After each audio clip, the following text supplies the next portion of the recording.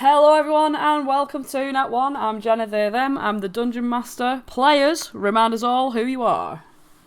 Well, I'll be playing Aelar, the Elven Bladesinger, and my name, because it's Halloween, is Slasher instead of Sasha. My name's Declan, and I play Oswald. He's a Gnomeling Clockwork Sorcerer. I'm Andrew, he, him. I play Flopsy, the Harengon Bard. Hey, I'm Lauren, she, her, and I play Holland, the Harengon Paladin Sorcerer. Groovy doovy. Alright, so, last episode, the Witchlight Carnival's very own Flopsy Lapoose was crowned the Witchlight Monarch, and during his speech, risked lowering the carnival's mood by announcing his concern for those such as Durlagrone, who has lost her cub, Star, and Burley, who has lost his brother, Hurley, because they do not have the same chance to be happy that they do. Before Flopsy could publicly lower the mood of the carnival, Light immediately stepped in, admitting that he and Witch would tell the party as much as they could later on at the after-party. So at the after-party held at the Bubble Pop Teapot, Candlefoot and Palasha was married by Holland, and Mr. Witch and Mr. Light did their best to inform the party of their haggish little problems. So the gist of it is this. 3 hags have threatened to take their carnival away from them if they speak a word about the hags' minions who take advantage of those who do not abide by the rules of the carnival. The party agree to help Witch and Light, as they too have had something taken by hags, as informed by the carousel's unicorns.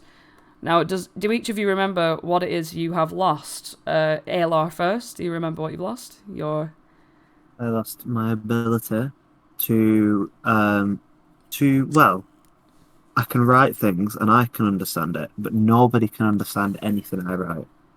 Correct. Yeah, that's it. That's what I've lost. Do you remember the hag which has taken it, informed by the carousel's unicorns? She had moon in her name, so maybe like Granny Moon Fingers. It was Enderling Moongrave. Yeah, close enough. And Oswald, do you remember what you've lost?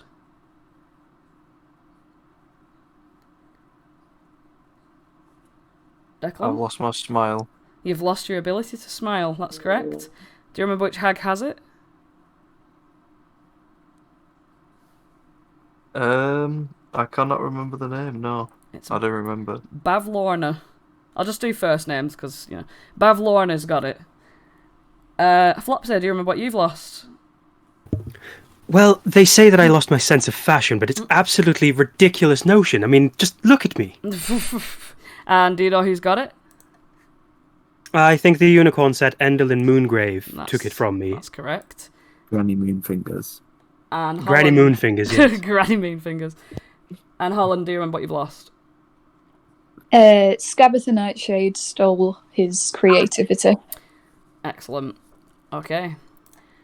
So, you agreed to help Witch and Light, who take you to the Hall of Illusions, where you go all the way through to the end, and there is a final mirror at the dead end there. And when you speak an incantation, it becomes a portal to the Feywild. Now, you all stepped through and emerged out of it.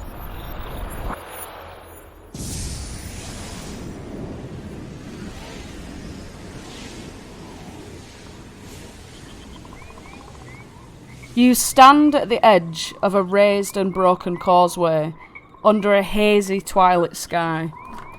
The causeway, which is built from pale stones that glow faintly from within, towers over the surrounding landscape, but large sections of it have crumbled away. The parts that remain in place are separated by large gaps where portions have collapsed. A fog-shrouded swamp spreads out below you in all directions, and up from its murk wafts the smell of rotting plants. Also rising from the swamp is the music of nature, a discordant symphony of croaking frogs and singing birds. You are about 100 feet above the ground on this bridge.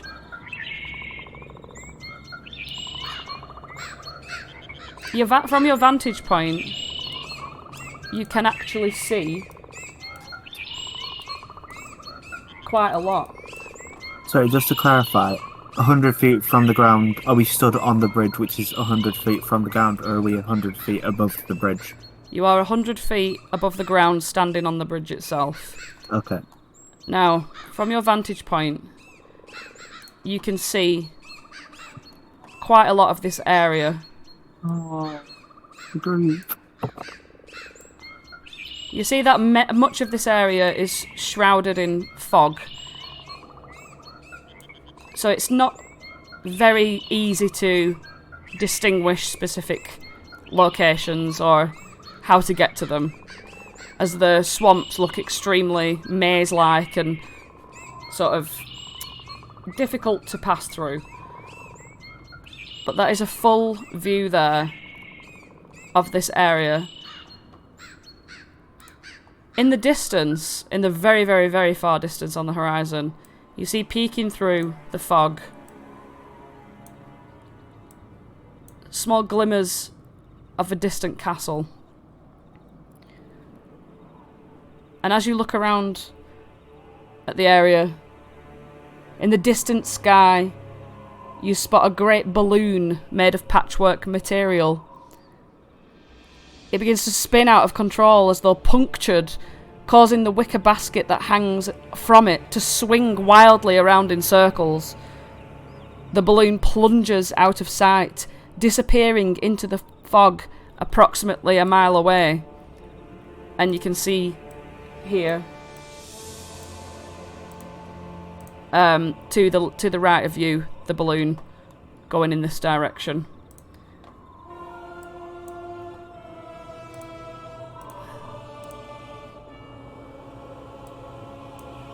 You stand on the causeway.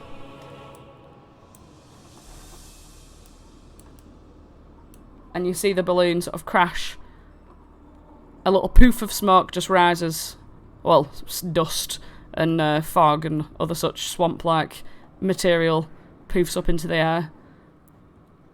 About a mile away in this direction. Southeast.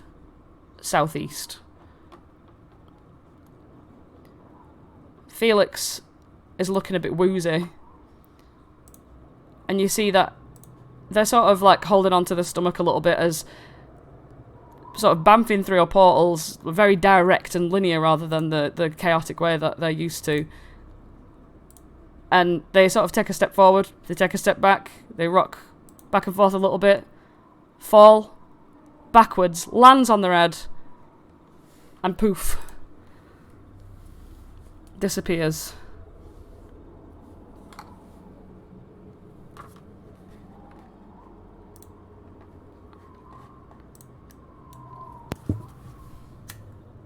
Are we all here? Are we all okay? I mean, other than Felix, but they seem to do that, so I'm sure they'll come back. Where do they go every time they do that? Can you say that again, Oswald? I didn't quite catch it. Sorry. It's my throat. What I said was, where do they go?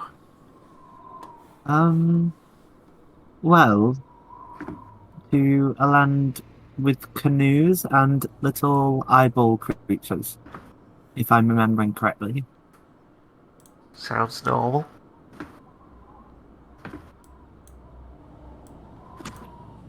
Okay.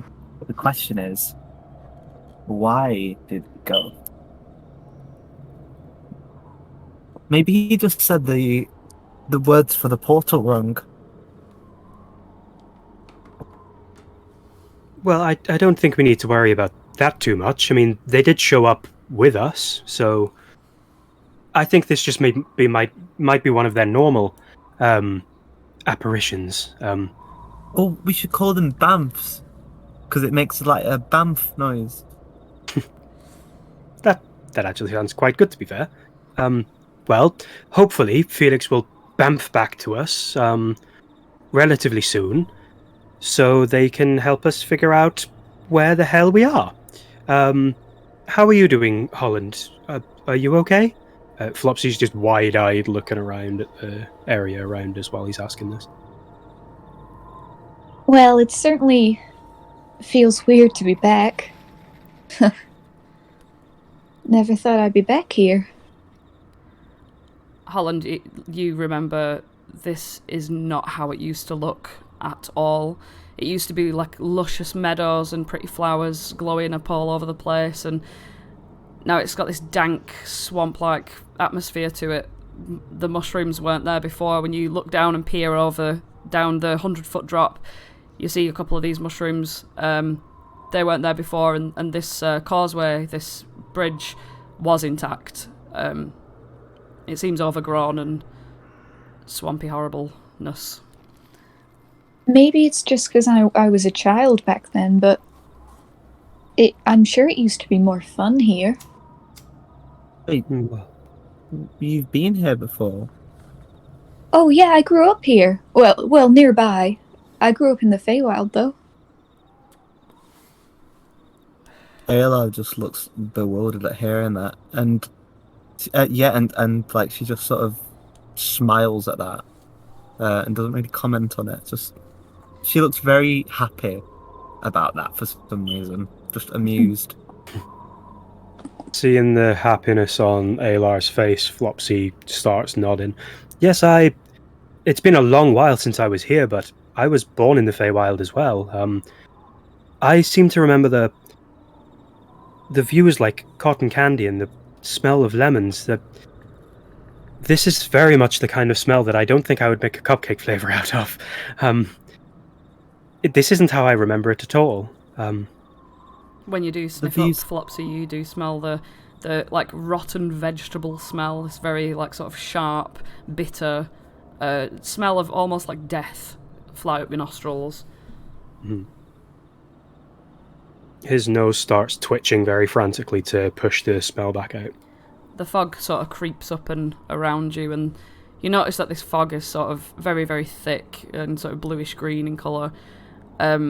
It's very hard to see through it. In fact, you find it difficult to see further than 10 feet when the fog is around you. And as it gets close, you feel this very humid feeling as it presses up against each and every one of you. It's almost claustrophobic. Well, I feel as though if we can't see very much far in front of us, we might want to come up with a system of, maybe holding hands or a hand on the back. Something to make sure we know where we are. Well, I make sure to never leave home without my 50 feet of hempen rope, which is in my bag. So if we all tie ourselves to my 50 feet of hempen rope, we can form an elephant line, and none of us can get left behind. That sounds like a very smart idea. What does everybody think? Sounds fine by me. Sure. Which way are we going? Well, that's a question that is easier to be answered by answering this question first. Who goes to the front of the hempen rope line? Because whoever that person is gets to decide which direction we go in. I will. Brilliant. Let's just tie this rope around ourselves. Aelar pulls out 50 feet of hempen rope out of her bag, and starts like wrapping it around everyone. So, in what order do we want to be in? By the way, so Holland is at the lead, and then where does everyone want to be in this line? I suppose Flopsy would probably want to go next. While Holland's being tied, Flopsy is gonna start speaking to Holland. Now, I have all faith in you in the world, but this is a place that we haven't been before, at least this section of the Feywild, and it looks very different. Are you sure you're confident jumping on ahead? Yeah, I mean, Lyra's watching over me even here. I'm sure it'll be fine. Plus, I can help us a little bit. And he casts his arm to one side, and the mist just so gently parts very close to them, and he's casting Ghost. I know it's not doing much, but it's better than nothing. At least I'll know if something's coming up to us. What's the distance on Gust? 5 feet. Literally, it's like so close. Yes, It's you still push it enough. an extra 5 feet away, so you've got 15 feet of vision. It's enough to make Flopsy smile and pop a hand on Holland's shoulder and just be like, well, it's better than I can do, so I think you are the best person to go first. If Lyra's watching over above you, then I'll just watch from behind. You can tie me next, Aelar. Oh, okay. Aelar ties Flopsy and then turns to Oswald and says, Oswald, do you want to stand at the back or do you want to stand in between me and Flopsy? Can I be in between two? I don't want to be at the back or the front. That's fine. It just means I don't get to see your face if I look behind me, which is always a shame. But maybe you'll turn around and see me, dimple cheeks. Yes, maybe if the stars line up just right, I may just turn around. Aelar looks up to the skies. Are there any stars? You look up and you see this blanket of fog covering the sky above you. The clouds further than the fog as well are quite heavily obscuring the night sky. But through slight gaps, you see a peak of a twinkle of one very dim star. Aelar smiles and says, maybe you're right, Oswald. And then attaches the rope, finally. Picks up Marielle in her arms. Well,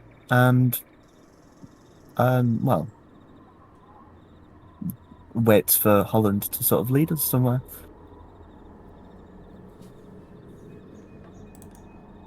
Are we all fastened tightly, everyone?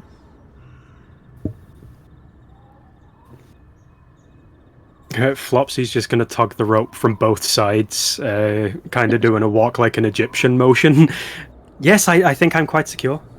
So where are we off to then? How do we get down from here safely? Okay, Oh, so well, with the length of the rope as it wraps around you and then leaves a bit of a gap and then wraps around somebody else, you have 5 feet of rope in between you all. So the rope is essentially reduced to a 20-foot rope from beginning to end as it's tied around each one of you. yeah. Well, maybe I could get my 50 feet of hempen rope out of my... Oh. Okay, I'm already using my 50 feet of hempen rope. Alright, guys. How about a trust exercise? Do you all trust me? Sure. Okay. So, Aelar sort of walks over to the side of the bridge and says, now everybody, stand on the side of the bridge.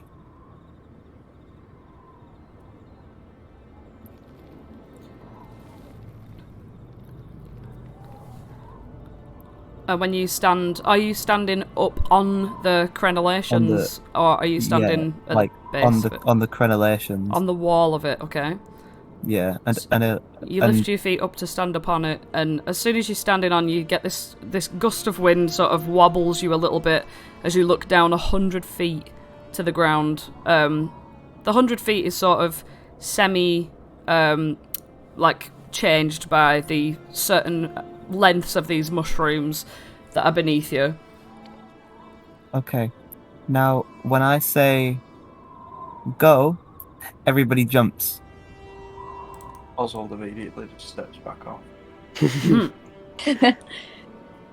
Oh my gosh, Oswald, I completely forgot.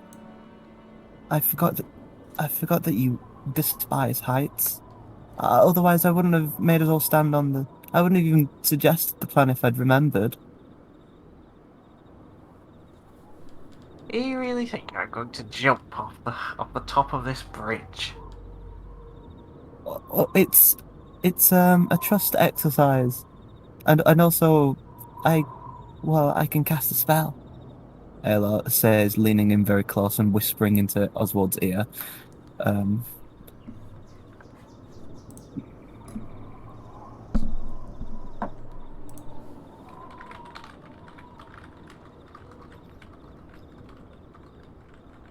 Oswald just gives him a funny look.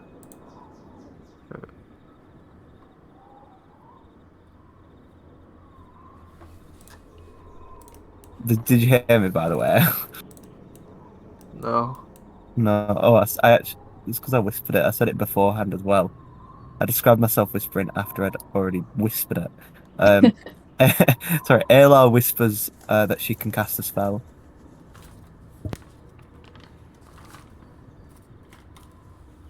Oh yeah, Oswald just replies by looking at her really strange. It's true. I know a bit of magic. I know you wouldn't believe it, but I can. I can cast a spell. I can cast 2 spells, probably. Why does this mean that I should trust you jumping off the wall? Well, if we have to get down, it's one way to do it. And honestly, I don't think I have any more rope to get us all down. I have And- some, if you don't want to use your spell. Well, it's not that I don't. Well, I think it'd be easier to use the spell. It's just, I don't want to make Oswald uncomfortable. Oswald hates heights. He doesn't like them at all, and he thinks they shouldn't. Heights are, and that's okay, and he's allowed to feel that way. But we are up here.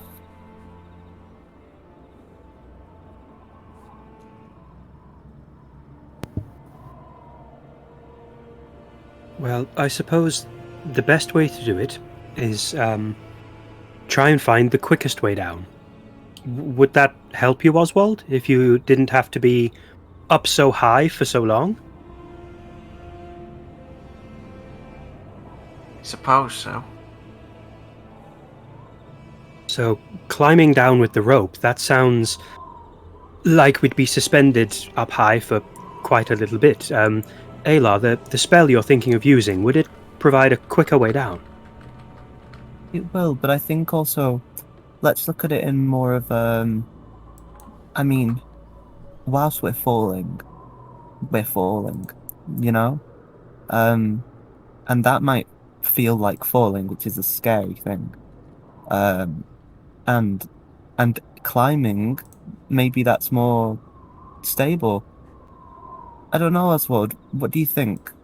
Would you prefer to climb our way down, which might take a bit longer, but would also probably feel a bit safer?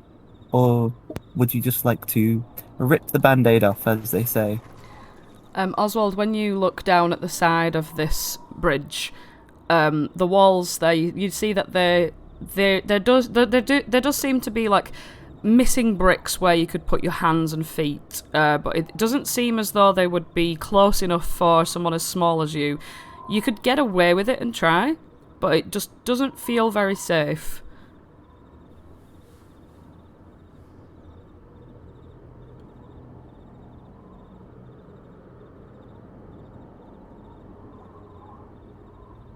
You know what? At this point, Oswald is,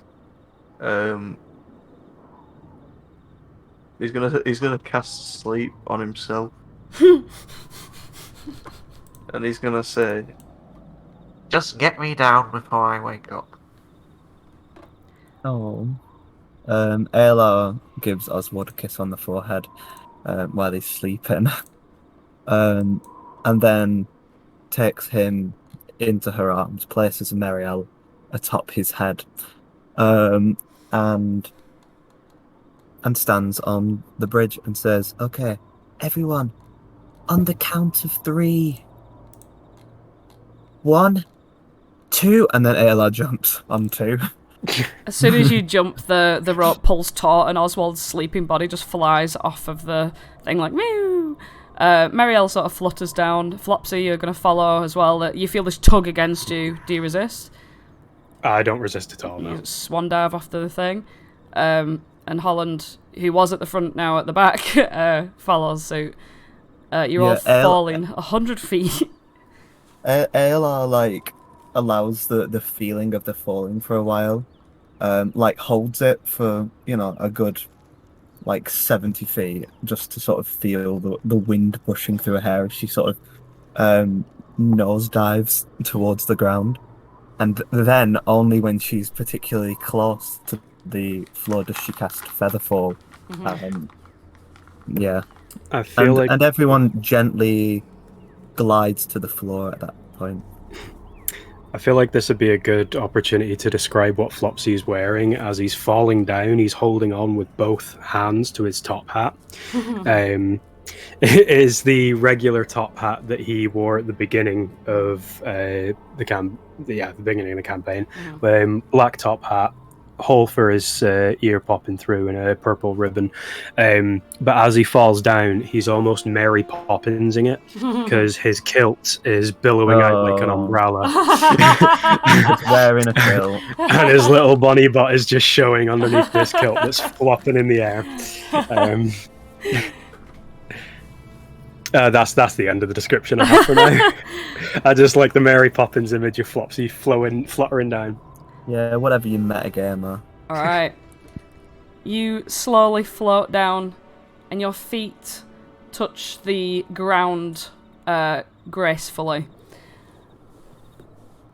And sticky mud... Sorry. Go on, Aelar. Aelar would like to, as Oswald gently falls, Aelar would like to cradle him like a baby. Yeah, he falls, is like a sleeping, crouched up thing that's sleeping like a baby as he falls gently into your arms. The effective Featherfall would still make him light until he touches the ground as well, so you can hold him for a while before setting him on the ground. Yeah. Oh, I just sort of cradle him and shake him from side to side like a baby, and then I rest him down. Oswald begins to wake up. Yeah. Oh, yes. Well done. Thank you, Aelar. No problem, Oswald, and I'm proud of you for overcoming that, even if, well, a lot of people dream about falling. So, sticky mud squelches beneath your feet, and tangled mangroves grow out of pools of rippling water, half hidden by the thick fog, and purple mushrooms cling to rotting logs and stumps scattered throughout the marsh. Crickets that glow like fireflies chirp serenely before they're snatched out of the air by the tongues of hungry frogs. Coming from one direction are several voices. I'm just gonna... Oops. That's the wrong one. Oh, I love it when that happens. I love it when that happens. It's my absolute favourite thing. You hear that the voices seem to be coming from... Oops, excuse me. The voices seem to be coming from the south. They seem to be chattery and lively, but you can't quite hear what they're saying. I'll put you down on the thing, Oswald and Holland.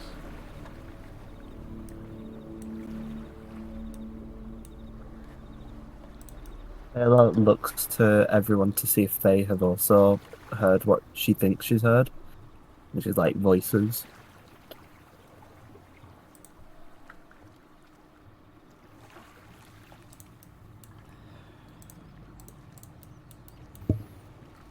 Does anyone look like they've also, heard it? Everyone's heard this. Well, yeah. Yeah. What I'm saying is Aelar's just looking to see. Yeah. What other Oswald people just are looks doing. confused. Does anybody hear that? I hear it, Oswald. You hear a fluttering of wings coming from over here. And as you peer through the fog, you see a giant crane bird just extend its wings wide and fly up out of the fog, startling you. Ah! What is it? It's a crane, like a heron. Oh, okay.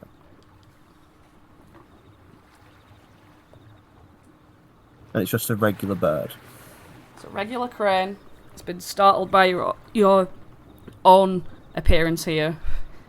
Sort of heard you there and flown away quickly into the sky. Well, what a peculiar sight. So many directions, Aelar says, and then she looks at Holland. Let me see.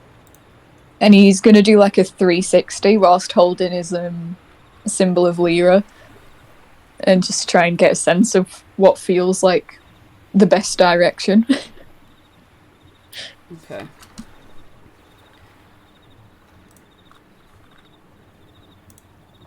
Roll a religion.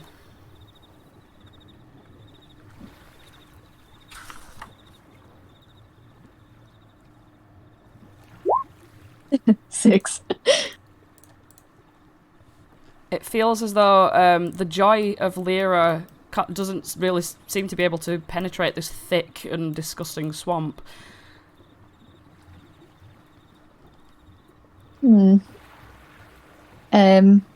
Then he's gonna head towards whichever way looks brightest. Okay. So you know that the voices came from this direction. And this direction here seems to be a little bit brighter, as down here seems to be a darker and gloomier path.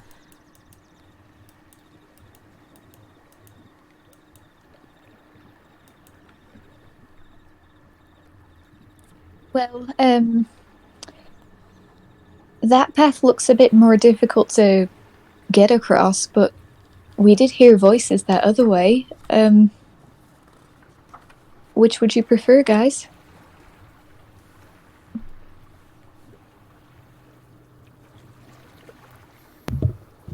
Well, if we go towards the voices, maybe we could ask for directions. Don't we know a little bit about where we might find the... And he looks around. The hags?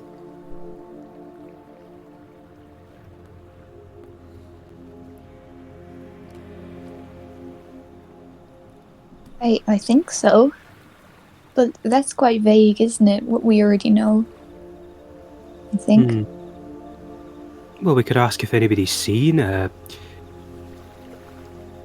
particular swamp that looks haggy. And he just kind of looks around the landscape, seeing everything looking swampy and haggy.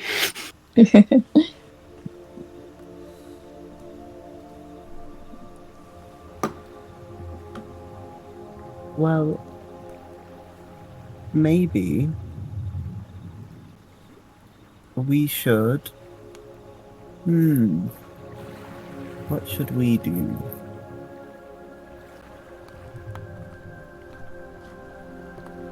Now that is a good question. We just start walking. But there's two directions. And if we all just start walking, maybe one of us will walk in one direction and the other will walk in another direction, and then we'll feel the rope squeeze our bellies, and it'll probably hurt a little bit. We all have to be of one mind on this. Well, why don't we vote then? Who wants to go towards the voices? Well, let's do pros and cons for each one. So, the one with the voices looks oh so nice, and there are people there we can ask for directions. And the bad, and on the other one, it's scary.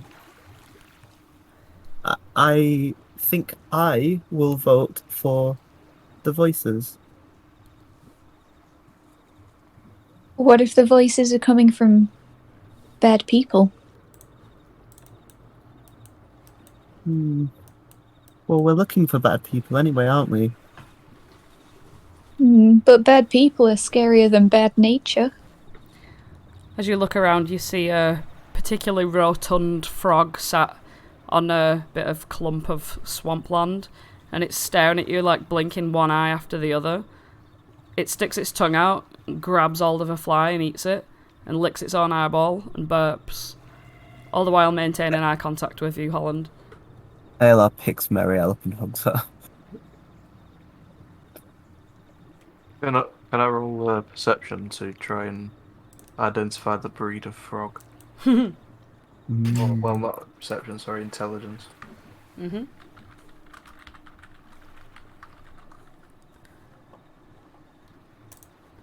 Like a nature or something. I don't know. Yeah, it would be a nature check. Yeah, okay. We'll take that 19 for nature. You sort of squint at it, and through the fog, as the fog sort of clears, you notice Oswald. It's wearing sort of like shabby clothes that are like a little cape around it, and as you sort of squint harder at it, it almost makes this look of recognition, and hops away with a splat into the sort of swampy groundwater. And you acknowledge that this, from your knowledge of nature things, you've read about it in a book. This is a bullywug.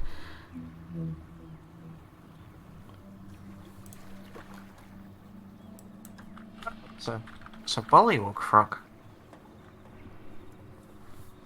Usually they stand on 2 feet and can walk around, but it seems as though this one has been sort of watching you and pretending to be a normal frog. I'm a bit suspicious of this frog. And how come? It's because it's so big. It's watching us. It's spectating. Oh. Well, we are a quite colourful bunch, but what would it really get beneficially from watching us? Or maybe it's planning an attack with its frog buddy. Well. Are they known to be vicious? Bullywugs are... They're a sort of primitive race. They are quite... what's the word? Territorial. Assertive. Yeah. But yeah, they usually sort of sit around motionless in swampy terrain and sort of watch to see what's going on. But from the fact that it's not attacked you for being in its area, or nor has it tried to like communicate with you in any way, you get the impression that this isn't its actual territory. It's sort of come out of its territory to see what's going on.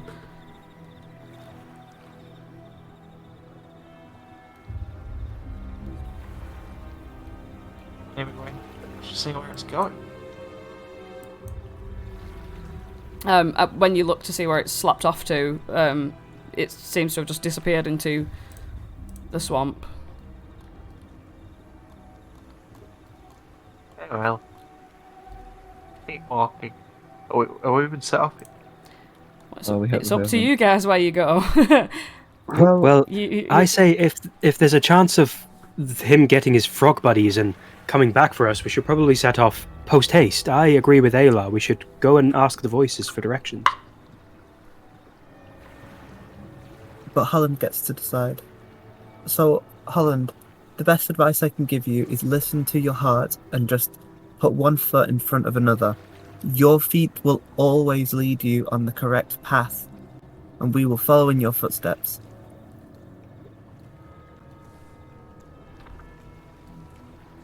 Well, I wouldn't want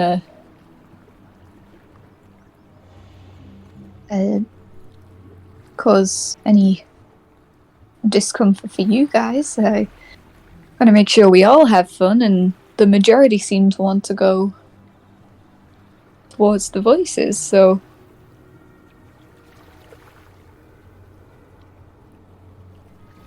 We can go that way. I just was... I was just being silly. Let's go that way. At your own self-depreciation, you see the one of the fog clouds sort of morphs in front of you, Holland, and you see its cloudy form start to morph into the face of an old woman who looks down on you with this sort of sad expression, as though it feels sorry for you, in a pitiful way, and then dissipates. Oh, hey, that cloud just looked like a face.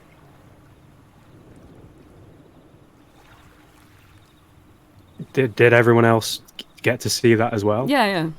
Okay. It's not happening in Holland's mind, it's actually happening. No, it was just like with the fog thing, whether we'd be able to see it. Yeah, you can, yeah. It happened up Okay. close to Holland. Well, I that wonder what it means.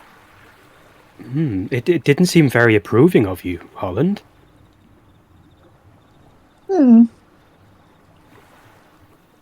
Maybe the cloud thinks you should have more faith in yourself. I don't know if that's how clouds work. Well, who knows how anything works around here. Hey, that one looks like a mushroom. Oh, no, that is a mushroom. Oh, But it did look like a cloud. I don't remember there being grey mushrooms here. Wonder if you can eat them. Aelar, you are the first to smell a sudden waft of a sweet scent. Smells like gingerbread, and it passes just as quickly as it comes, floats past your nostrils, and then to the left to everybody else's, and Oswald and Flopsy and Holland catch the whiff of it as well. It disappears as quickly as it came. It's almost like the remnants of the true Prismere are still active and still trying to push through this depressive environment. When Flopsy smells it, he kind of, like an old Warner Brothers cartoon, when they smell a pie, he kind of flutters his nose up and then kind of hops a little bit into the air. And then just as quickly as the smell goes, he kind of walks with his shoulders a bit more straight and a bit happier. Roll a perception check.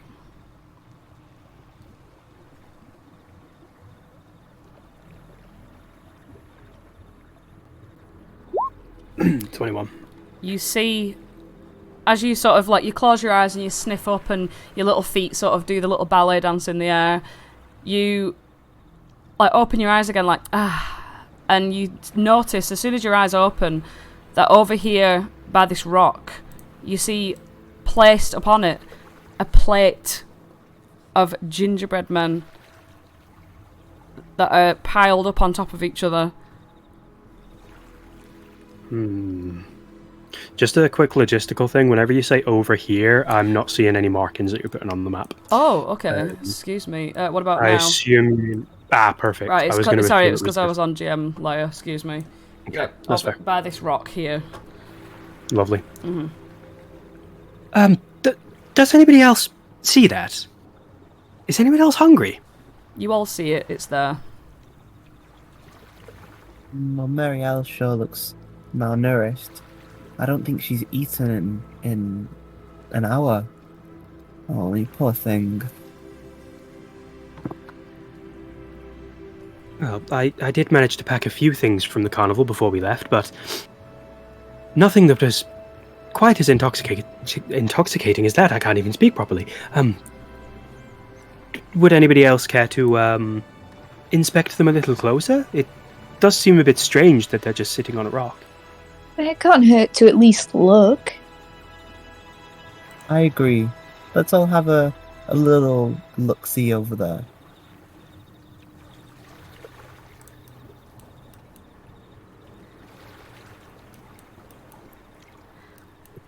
Okay, Flopsy, you go bounding over to this rock. Can you please make a survival check as you're marching across the swamp. You feel the sucking of your feet, like as you go in there. This is technically difficult terrain. Excellent. Okay. We move at half speed. You pull your feet strongly out of the sucking mud. Aelar, you came second. Survival check.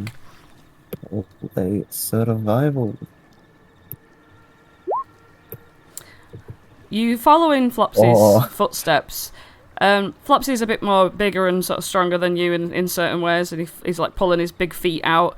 But as he pulls his big feet out, it leaves a sort of bit more of a divot in the ground, and you put your foot into it, and your leg just sucks down straight into this pit of sucking mud. Your leg is stuck. The mud just surrounds your entire leg all the way up to your thigh. And you can see that the more that you wiggle, your other leg is starting to get sucked in as well. Here, give me a hand. Holland's going to try and pull her out. I take Holland's hand, even though I am tied to a rope. Well, I'm going to use both, aren't I? Oh, yeah. Maximum efficiency.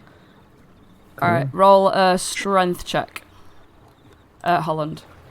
Is that athletics or just straight strength? Just a straight strength. Okay.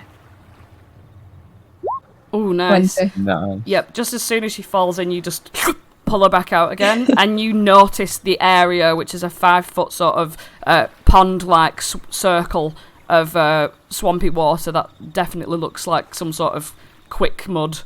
And it's precisely where Aelar is, so you pull her out of there.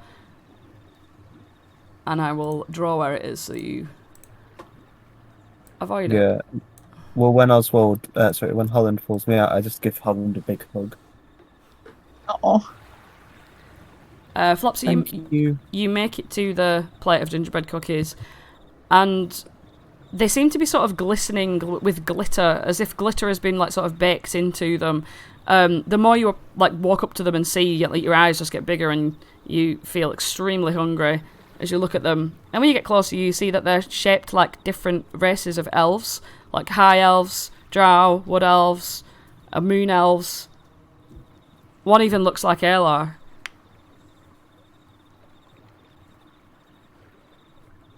Flopsy's gonna approach and lean very closely to the... Is it on a plate or is it just sitting on the rocks? It's literally upon like a white porcelain plate, like shiny and clean, as though it's completely out of place upon this dirty, mossy rock. Instead of doing the fast nose twitches for a sniff, Flopsy's gonna like do a circle motion around the whole plate just with one big sniff going. Now I've used glitter in my frostings and things, but I've never thought of putting them inside the baked part of the baked goods. And he reaches for the moon elf Aelar. Marielle pecks his hand. Oh, would you like first pick? Marielle looks like does a half bow, like so it's not a full bow, and it is I suppose gesturing for Flopsy to exalt at Marielle and allow her to eat first. Well, I wanted to show this one to Aelar, because don't you think it looks like our friend, Aelar? But you can definitely have first pick, but please don't pick mine.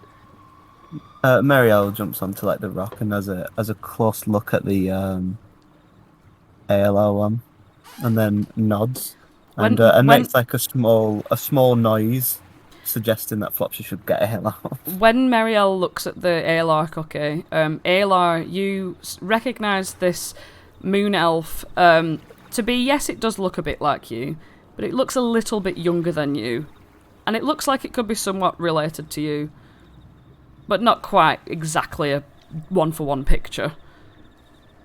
ALR still stood next to Holland, says, "Well, that's not a perfect likeness. That's, but it does look quite similar."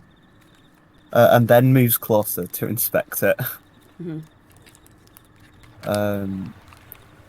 It looks familiar, like as if you were looking in like a strange mirror. Familiar in like a strange, distant, sort of nostalgic way. Like that's probably what you used to look like, or you probably know someone who looked a bit like you in your family or something, like your distant cousins or someone. But it's not you. It doesn't look like actually you. I mean, they made a good effort, whoever made it. Well, I don't think it is entirely supposed to be you, but it is a moon elf. It's the closest we're going to get. Isn't that quite, as you would say, it's fate? To come across a cookie that looks similar to you? Oh, yes, definitely. This must be a sign that we are on the right steps, and that it is a good thing that Holland has chosen to lead us in such a direction. In fact, I am going to take this biscuit as a memento, and I am not going to eat it, but I am going to find somewhere safe to keep it, and it will not be eaten, and I will look after it, and I will look at it from time to time to remind me. So you're not going to eat the cookie? And Flopsy picks up another one of the cookies. Meriel does like it sounds like I guess like a growl, but if it was like in a chicken's voice, as she is waiting to eat hers first. Aelar, I tried to tell Marielle to take first pick of the cookies, but is there like a word that gets her to start eating, so I can try and pick up mine? Oh, sorry. She just wasn't paying attention, I think. Marielle, dig in. Marielle, takes a close look at them and decides that she's in the mood for a bit of wood elf. and so she just sort of opens her mouth in a very large, unhinged way and just sort of guzzles it all down, lifts her head up, and you can sort of see the silhouette of the biscuit going through her neck. She sort of swallows it down in various swallowing noises. You hear the guttural noise of Marielle swallowing, and then she turns her head away from Flopsy and wafts her wing, suggesting he is allowed to eat a biscuit. Well, I'm quite partial to bon appetit, but dig in is very good. I'll try and remember that for Marielle next time. Now, which kind of elf do I? And he goes for the high elf. And he brings it up to his nose and does the quick sniffs to see if he can get anything from it. You smell that this one has sort of got a mixture of gingerbread, nutmeg, and cinnamon in there. And the icing that it's adorned with is fruit flavoured icing. It smells absolutely amazing. Much better than anything you have ever baked before. It's almost like you've been trying to replicate this specific taste for a long time. Not just of this particular gingerbread man, but of the Feywild treats in general. So Flopsy's going to bring, holding it in the middle of the body, the head up to his nose and mouth. He's going to give it a sniff. Look left, look right, stick the tongue out, and then just touch his tongue to the head of the gingerbread man. Is there anything special, different, or strange that happens as soon as he makes tastual contact with the cookie? Not as far as you're aware. Mm. It just Well, as soon as he puts incredibly tasty. As soon as he puts it on his tongue and it's tasty and he's not joking, he's just going to start eating the whole thing. Alright, you wolf it down. And it satisfies you in such a way that you've never been... Well, you've never been satisfied before. That you have once upon a time been satisfied before. You feel utterly nourished. Completely. For the day. It almost feels healthy. It's given you a bit of life. This would satisfy you all the livelong day. Yes, that's right. These cookies are food that will basically enable you to not need to eat for this day. Mhm. Not that you know how long a day is in the Feywild. Oh god, 5 minutes. Flopsy's going to turn on his heels and in one jump over to where Holland and Oswald are. Is anybody else going to try any of the cookies? They are absolutely fantastic. And at that point, you hear a crack in the atmosphere. The crack seems to be like something that displaces the air and comes from this direction. The back up on top of the 100-foot bridge that you have just jumped down from. You see Felix teetering on the very edge, standing there, their boots sort of like, their toes like just over the edge of this wall, 100 foot up. The mists part so that you can see, perfectly framed by the fog, Felix standing there. Flopsy's going to turn to Aelar and shout over, Aelar, they've bamfed! You did the BAM, Felix. I did the BAM! Do you like the word I invented for it? Like I've called it a BAMF when you BAMF out of existence. I like it. I like it. Felix, I see that you look down, Felix. You are teetering on top of a wall that is 100 foot high. Beneath you are a few mushrooms. And you see along the edges of the wall that there are handholds and little gaps that you can sort of use to climb down. But they do look quite slippery and dangerous. The rocks themselves are sort of have vines and things like roots grown in between them, so they don't look very safe. I personally think Felix accepts the slippery and dangerousness of it, and why not give it a go for climbing down? If I hurt, I hurt. Okay, please make an athletics check to climb down. This could go horribly wrong. Oh my god, no, it's gonna go horribly wrong. I've got no strength. Aelar would like to keep a close eye on what's happening. Felix confidently places a boot into one of the footholds, and it holds.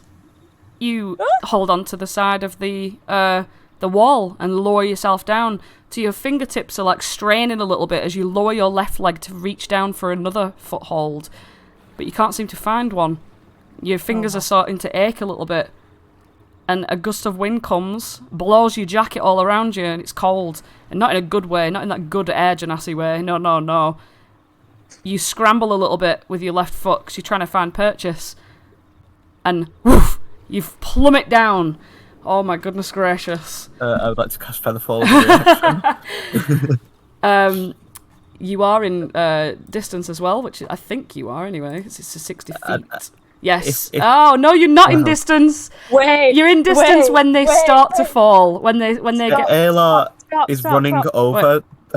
Wait, what? Everybody stop. Right, what, Felix? I would like to cast Featherfall. Hey! That's even better. Well, Aelar's still running over. Aelar's running over with a hand outstretched, and Felix is just like, wait. And Felix, you sort of catch yourself with this, like, sort of your own gust of wind, but like comes up underneath your body, and you gracefully descend. As soon as your feet touch the ground, you can feel the sucky mud underneath your feet as you land here on the ground. Whee. You are reunited. I am reunited. Wow. Hey, did it hurt when you fell from the sky? Because you're an angel. Felix, you recall hurtling through time and space for a brief period of time until banging your head against Mr. Witch and Mr. Light's caravan. You remember standing bewildered outside of that caravan for a few short minutes, and you heard Mr. Light's fretting voice, and Mr. Witch trying to comfort him, fretting about everybody here, in particular Holland, hoping that they are okay. And then you bounced back. Wow.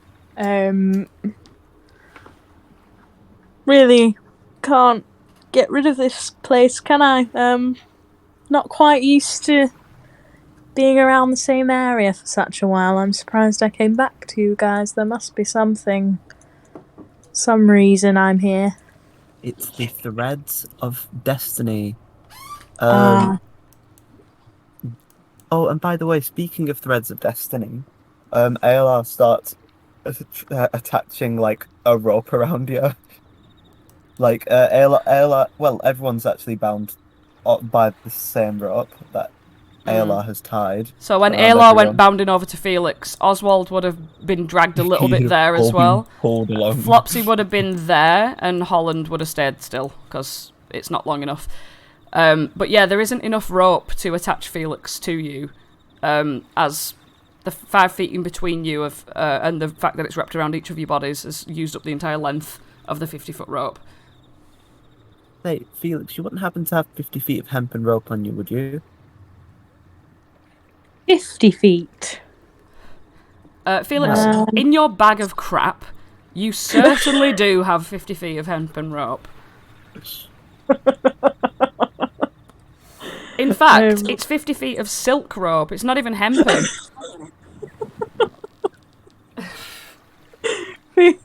Felix would like to rather dramatically sort of just pull out like bits of random shit looking for this rope, like a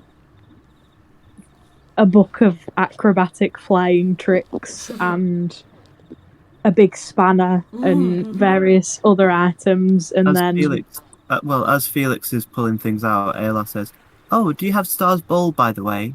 Just in case, well, I don't know, maybe she's come here. And, well, if you bamf away, it'll be better for us to have it." Yeah. 1 second. Carries on pulling out various other items. The rubber ball that screams has made a comeback.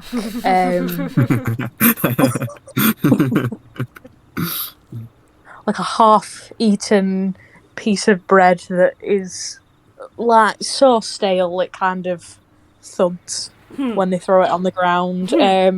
As soon as you throw it on the ground, another nearby frog, not a bullywug this time, just a normal frog, you just see its tongue extend out and just suck it into its mouth, and it just like hum, eats it whilst looking at you.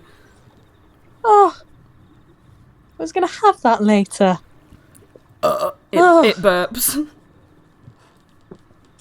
Giving the frog a disgusted look, Felix continues to look through the bag until they find the silk rope and Star's ball, which they hand to Aelar. Yeah. Well, how big is this ball, by the way? The ball is about. It's about. No. It's. You can hold it in one hand.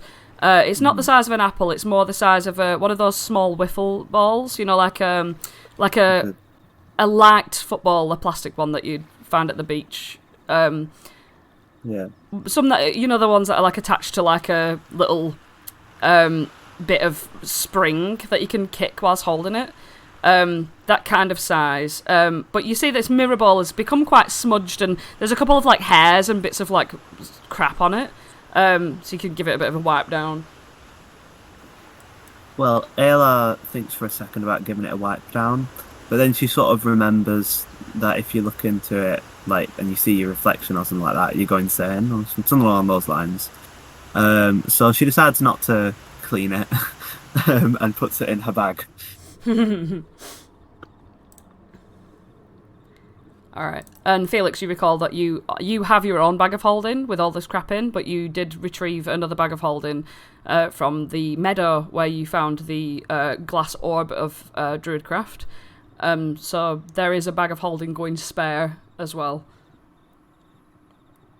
Anyone want a bag of holding? Bag of holding for sale. Going for free. Aelar puts her hand up and like sort of stands on her tippy toes and going, me. Felix also gives the extra bag of holding to Aelar. Now, whatever you do, don't put them bags of holding inside each other. So whatever you do. Hey, what happens What? if you put these bags of hoarding inside of each other? Felix, you know that it creates a black hole which sucks everything around it into nothingness. Felix very tightly ties up his bag of holding and stuffs it away out of sight. Let's not do that. All right then. What happens if I turn it inside out? Does it become a bag of emptying? Felix, you know that when you turn a bag of holding inside out, it spews out all of its contents and disappears. Let's also not do that. Let's not mess with the bag of holding. I think I'll let Oswald hold on to it. Aelar says, handing it to Oswald. Oswald, do you have a bag of holding? Oswald accepts it.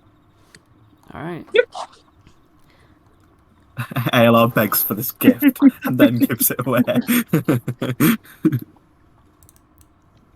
Alright, so Felix, you see that obviously Aelar is excited to see you, and obviously Oswald's there as well. And over here in the distance, next to a plate, up on this rock here, a plate of gingerbread people, elves in particular. Flopsy and Holland are just sort of chilling in this area. And Flopsy and Holland, you can hear the faint sort of sounds of people talking or to the south. The voices seem to be getting a little bit louder. But not loud enough to hear just yet. Not loud enough to hear exactly what they're saying just yet. It seems like they're taking their time to approach, as if they're moving quite slowly.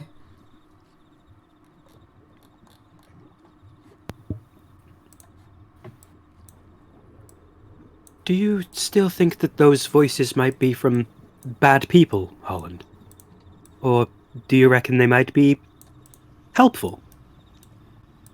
I don't know. I should probably speak optimistically, but all the good people I knew in the Feywild aren't here anymore. So I guess I was just, jumping to conclusions. Well, I think it's always good to be cautious, but I always like to see the good in people, and I think it's got me quite far. They don't sound too mean. I mean, they don't really sound anything right now, but the voices you hear right. are quite jovial. Yeah, you're right. I think maybe just a small part of me wants to go explore the nature.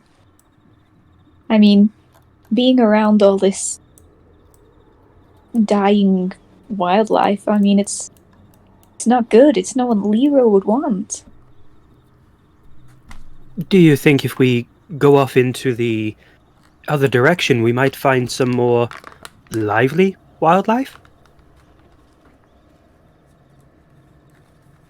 Well, I think we could find the problem.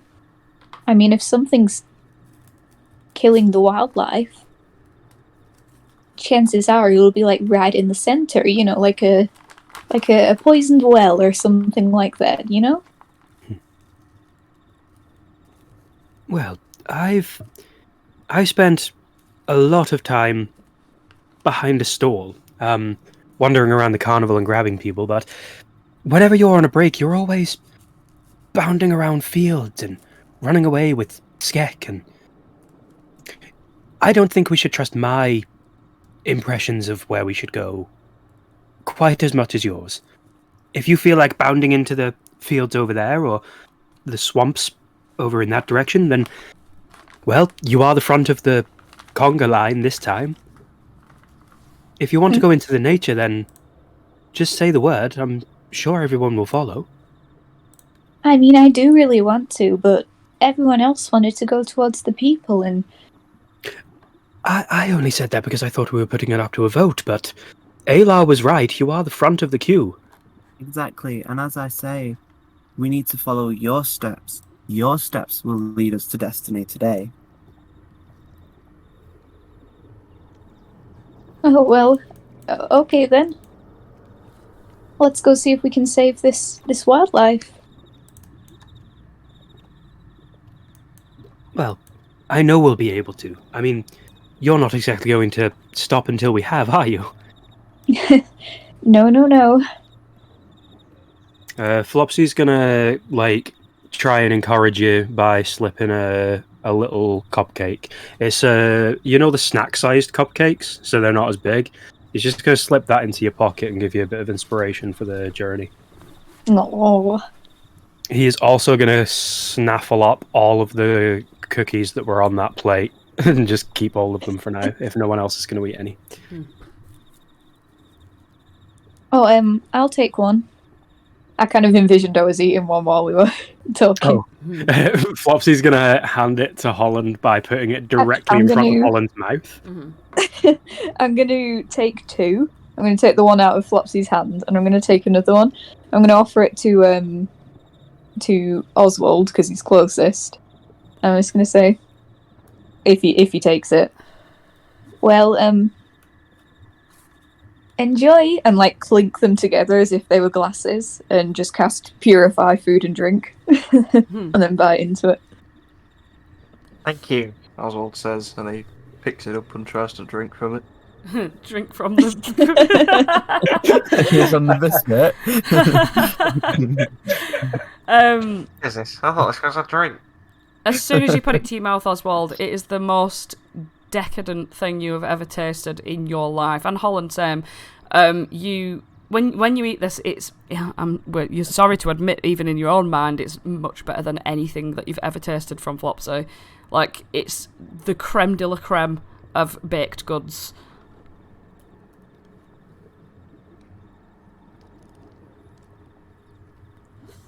Flopsy is still making a little well in the swamp where his foot is because he's tapping his foot really hard while he's intently staring at Oswald's face and Holland's face to see their reaction to the flavours. That's really good. That's very good. Almost as good as something you'd make, Flopsy. Insight check. Go on, roll a deception just for the laugh. Holland's such a little liar. Oh, 5 they're minutes. good people. Let's see. Oh, yeah. 21. Flopsy, you believe it. Flopsy's just going to lean into you and give you a massive hug. Lean on you. I still don't quite believe it.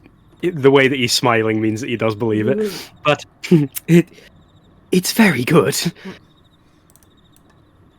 the way that those treats work is that you don't need to eat for however long a day is in the Feywild. So just repeating that for Felix, who has just arrived. Felix, from over there, you see how they're enjoying these cookies, and it's extremely yummy. So yeah. How many are there? There's a whole plate full, 10 or more. Is there 10 left after we've all eaten one, or was there 10 to begin with? I'd say there were 10 to begin with. 10 to begin with, and 4 people have eaten. Mariella as well. Oh, Mariella, okay. Flopsy's going to put 4 of them into his pocket and hold the other remaining one up and make eye contact with Felix. There's one for you if you'd like. Felix trots over, and before they take a cookie, they would just like to announce something. So, guys, what does a cloud wear under his raincoat? I don't know. What does he wear? Thunderwear. Anyway, they take a cookie and eat it. Surrounding you, Felix, these fog clouds seem to close in on you a little bit. And next to you, a cloud takes the form of an old woman's face. Very gnarled, long nose with warts, and its smile beams out and its eyes close in a really creepy smile, but it sort of leans its head back and makes 1 or 2 guffawing laughs and dissipates. Grandma?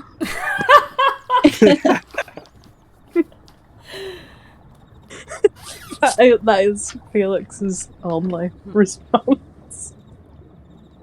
Last turns to Flopsy and says, "Oh, Flopsy, I didn't eat mine. Can I have another?" Oh, are you wanting to keep your one? Oh, yes, you said you wanted to keep it as a reminder or something? Sure, Yeah. you can have this one here. He hands you a drow elf. Oh, this looks just like that drow pirate who fought that god or something like that. I don't know. I have no idea what you're talking about, but that's good. That's fate, I guess. You're eating a hero. And we are going to be heroes. Aelar, with your knowledge of elven history, you understand that, yes, this does look very much like the hero who saved a town somewhere called Saltmarsh. Looks very similar to a hero called Slixilia. Oh. Oh. A hero? And Really? she bites his head off. That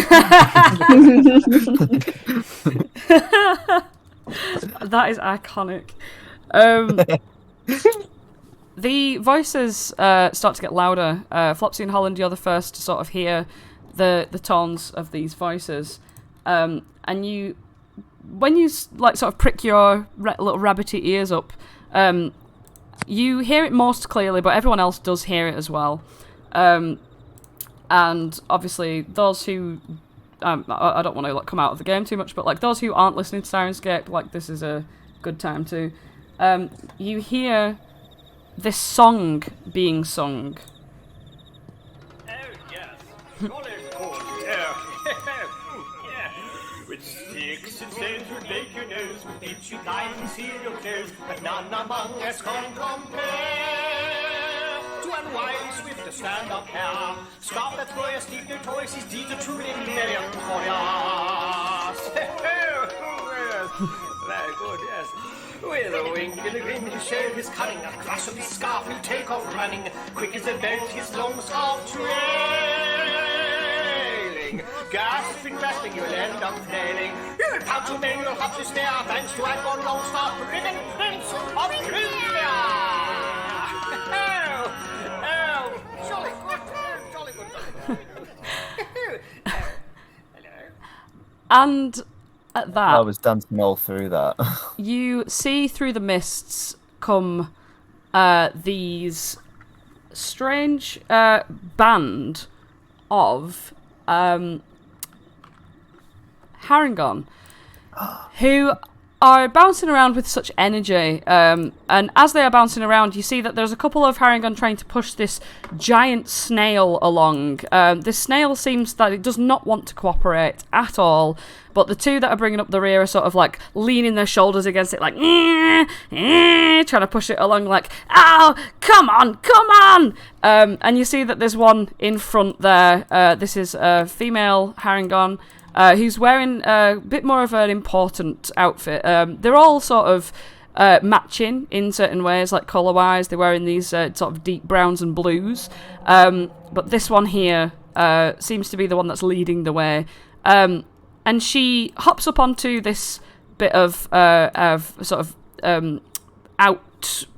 stretch of land and peers out over the little swamp river here and goes, "Hey up! Look! There's newcomers!" She sort of bounds down with this huge bunny hop and stands on this on this log here, peering out with like a hand over her brow as though looking out for you, squinting her eyes, and she sees you and sort of waves a hand really vigorously. Hey up, governors! How you doing? She jumps down. She sort of turns around to look behind her at the rest of them. Sticks a thumb up at them as they continue to try and push this snail. One of them makes... well, you won't really actually be able to see through the fog. But yeah, you see that there's a group through the shadowy fog. A group of Harengon trying to push the snail. And she approaches. Hey up! What's going on here then? Hi. We just got here. We're a little lost. She squints at you and sort of tilts her head. Her ears flop to the side as she tilts her head at you. Oh, you look mighty familiar to me. Oh, I wonder where I've seen you before. Oh, I don't know. Some people say that we all look quite the same, but I don't agree. And she sort of like brushes her fingertips against her own chest as though she's like picking at her fingernails. Looks around everyone. She bites her fingernails and sort of spits out a nail and looks over at Flopsy. I've never seen you before. I've never seen you before either. Interesting. So, well, excuse my manners. I would like to formally introduce you to Hither. Welcome. She sort of jumps down and does like this really, really ridiculously over-the-top bow at you all. Welcome to Babylon's domain. Thank you. Flopsy holds his kilt while he curtsies. That's a nice kilt you've got there. Well, thank you. I would say the same, but not to be critical at all, but brown with blue, I don't think it mixes very well. And if you're all wearing the same, how do you stand out? Well, Called an ensemble, Flopsy. my name is Jebic. She extends her hand. Holland, make a history check. Okay.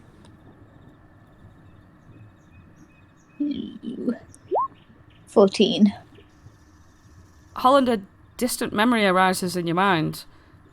And Jebic was a girl who, someone who you dislike very much, had a crush on in the past.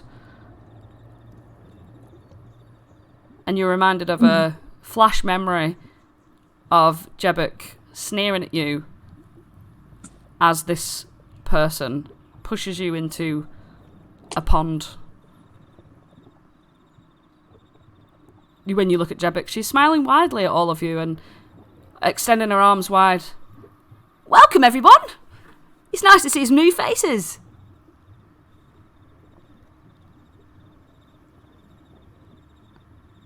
It doesn't seem as though she ignores exactly who you are. Holland sort of has shrunk away anyway. Standing, like, right next to Flopsy. If Holland shies away, Flopsy's gonna kind of scooch round and walk in front of Holland. Not that in front of Holland. Not in front of Holland.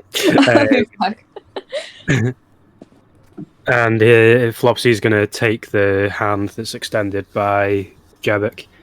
Well, it's nice to be greeted. What are you and your troop doing here in Hither? Well, we are just trying to get this here snail. And you look through the fogs there, and you can't really see this snail. You can sort of see the shadowy outline of a snail. You see its top bit of its head sort of rearing back, and it feels as though it doesn't want to be sort of coerced by these Harengons. But it's being pushed all the while along this path. So why are you trying to push the snail? And that's what we are doing. Anyway, that is our business and none of your own. We are here actually, in fact, to see, we heard a bit of a commotion near this toll way. I hope you understand. There is a certain rule here in, Hither. That is, the rule of ownership. Well, as you know, this is Bavlorna's domain. And, as you are all aware of the rule of ownership, of course, you are Harengon. You must be from here, at least, or some other Feywild domain. That everything you own belongs to her. So, I'll take the hat, I'll take the kilt, I'll take the... She points at Holland. I'll take that stick. She looks at Felix. I'll take the bag, and I'll take that chicken, and oh, what a lovely book. I'll take that too. Well, that definitely wasn't a rule when I was last here. When you were last here? In Hither, in particular, or Prismere? Well, the rules have changed. Unfortunately for you. I require you to hand over all your things. And also, she pulls out a gourd, which is a giant sort of eggplant-looking vegetable. And its stem is a golden knob. And also, as the regular payment for people who are passing through these swamps, you have to pay the toll. And the toll is to hold on to this knob and think about your most favourite memory of the time you received the greatest gift of all. And I shall take it from you and hand it over to its rightful owner, which is Agden Longscarf. And as soon as you hear the words, the other Harengon hear the words Agden Longscarf, they all go, "Way! Brigand Prince of Prismere!" She holds out the gourd expectantly and looks at you all. She pulls out a bag as well and like holds it wide open. "Come on then, quick sticks!" Now, I don't think I would be breaking any rules by refusing the hat and the kilt, because did you say that it belongs to Bavlona? That's right. Bavlona. This is her domain, therefore everything belongs to Bavlona. And what is your name? My name is... I can tell you my name, but you can't have it. My name is Jebic. Well, I didn't ask for your name, I just asked what your name was, and your name doesn't appear to be Bavlona, so my hat and my kilt will stay with me until I meet Bavlona and can give her her possessions in person. Oh, I don't think to give them to you. I don't think Bavlona would like to hear that you have refused her agents. I wonder what she'd have to say or do about that. Well, you didn't introduce yourself as her agent, you just introduced yourself as Jebic. And what was that about? We all work not for having her. your name? Excuse me? What do you mean can't have your name? Aha! That's note for nosies. She sort of smiles as though like you're irrelevant. Flopsy's going to turn to Aelar. I don't really remember the specifics of a lot of things, but some things work a little bit differently in this realm. Just be careful with how you phrase some things. It can get a little bit confusing. Flopsy, as you've turned around, you hear a thunk on the log behind you, and another Harengon has sort of like made a jump onto the log. Stands behind Jebic and says, "Oh, jolly hell! Are these wild creatures causing you any trouble, Jebic?" Jebic turns around and just says, "Oh no, don't worry about it. Don't worry. I've got this under control. I do believe." She holds the bag out wider for you to relieve yourselves of your possessions.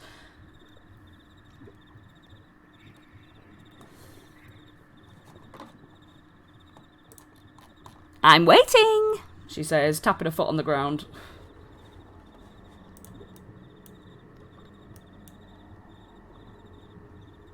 Do you have any proof that you're an agent of Bavlona, or am I just supposed to take this on your word? Oh, I find that very rude indeed.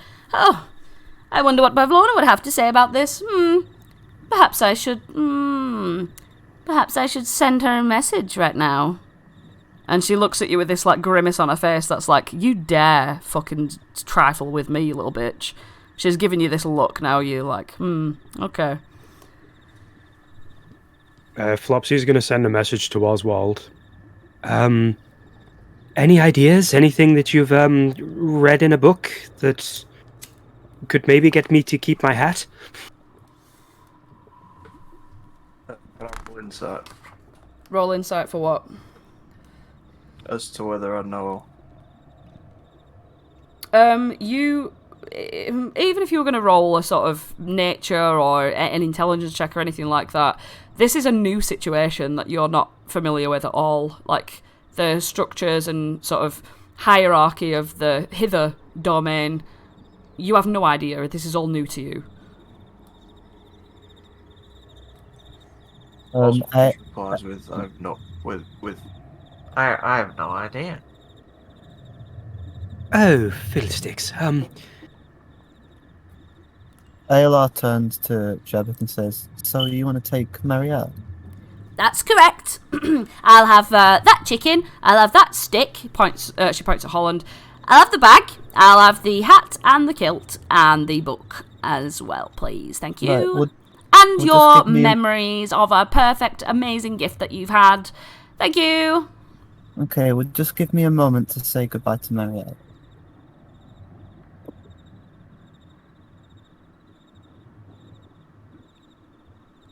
Am I allowed that?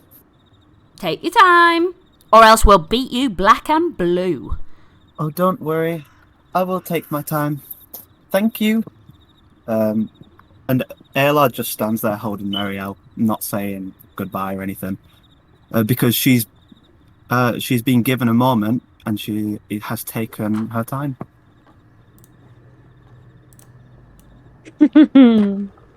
Jebek is none the wiser and is staring at the rest of the group, expecting them, with this bag wide open.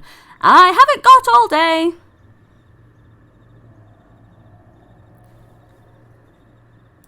This other Harengon's sort of like looking with his arms crossed at you all and is, well, they do seem to be taking their jolly good time indeed, don't they? Maybe they're being uncooperative. What do you think, Would I Jebek? be permitted to hand over the goods in person? If you want the hat and the kilt, you can have the hat and the kilt. They'll be walking right alongside you, with me still in them, and we can go with you to see Bavlona. Well, Can't we, everyone? Flopsy turns around and winks at Holland and Felix. Yeah, of course. Roll a persuasion check, Flopsy. I'm also going to message Holland at this point and say, I have a feeling that this Bavlona person is someone that we are already looking for.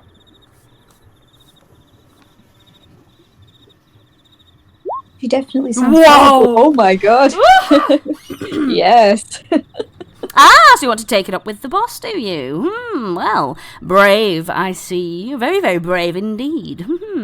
Well, okay then.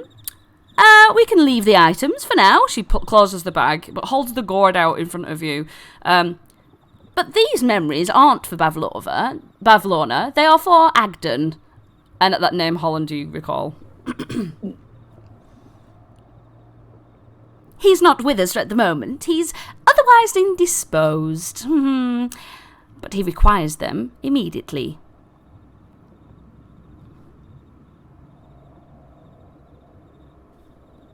He requires a memory to be given to the gourd. Absolutely. The other Harengon's like crossing his arms even harder. He's like, "You are jolly well wasting our time, good sir." A memory of the greatest gift I was given. That's correct. That's all it takes. Well, we might as well get this over with. Aelar, walks over. And what does she need to do? Just remember something. You need to hold the knob, the golden knob that's attached to the gourd, and speak out your memory into it of the greatest gift you ever received. The thing that made you most happy. Aelar, her eyes start to sort of go a bit glosser. Well, okay. My best friend Oswald gave me a button to give to the Calliope. And you then place your hand on the gourd, and yes, that entire memory leaves your mind forever as it gets sucked into the gourd. Next! She sort of puts her hand on your shoulder and slowly pushes you out of the way as though you're not needed anymore. She holds it up to Flopsy. It needs to be the greatest gift. That's what I said, isn't it? She goes, Hey up, you aren't very smart, are you? I've been speaking very clearly for the past few minutes, and maybe there's something wrong with him. She turns around to the other Harengon. Oh yes, he does seem jolly and unintelligent, doesn't he? I think I have an idea. And can I just say that you were saying that we were mighty rude. I kind of believe that you have been more rude to us than we have to you. I think we've been quite cordial. It's not jolly rude if you are doing the bidding of the owner of this realm. We are working here. This is our job.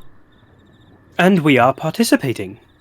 You Well, just need to give us a little bit of time. Participate faster. We have a snail to push here, and that takes quite a jolly good time as well. I'd like to participate in smacking that gourd out your hand. If you're to smack this gourd out of Jebek's hand, then we shall smack you upside your jolly good head, sir. He pulls out a club and threatens you with it. That's right. And there are more of us than there are of you. That's correct. Aelar turns to the rest of the group and says, I know it's not fair, and I know it's just nasty, but if those are the rules, then those are the rules. It seems somebody knows what's going on here. Well, I would like to follow the rules, and Flopsy holds on to the golden knob. Which is a sentence I never thought I'd say, Flopsy. There was one time when we were at the stand making a new batch of cakes. I was trying something new. I'd always infused my frostings with fruit and baked little bits of fruit into the cake itself, but I'd never tried using zest before, and I didn't quite have the right tools for it. And then Winston just appeared behind me, and he handed me a grater. And it was the greatest gift I was given. Smiles at Jebek as the memory is taken. The memory is not taken. Jebek looks at you and squints her eyes and says, We have no time for jokes here. You need to be sincere. And the Gourd does not accept that, because the Gourd also knows that there is a very specific gift that you were given as a child. That is the greatest gift you were ever given. The happiness that you experienced from that gift, in particular, would have been much more than any other. The Gourd knows. So the Gourd knows that I was trying to game the Gourd. Yes, the Gourd knows.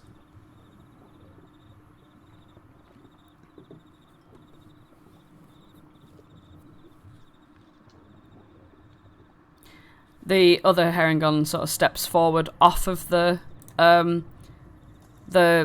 and stands very close to you in an intimidating fashion. Roll a charisma save.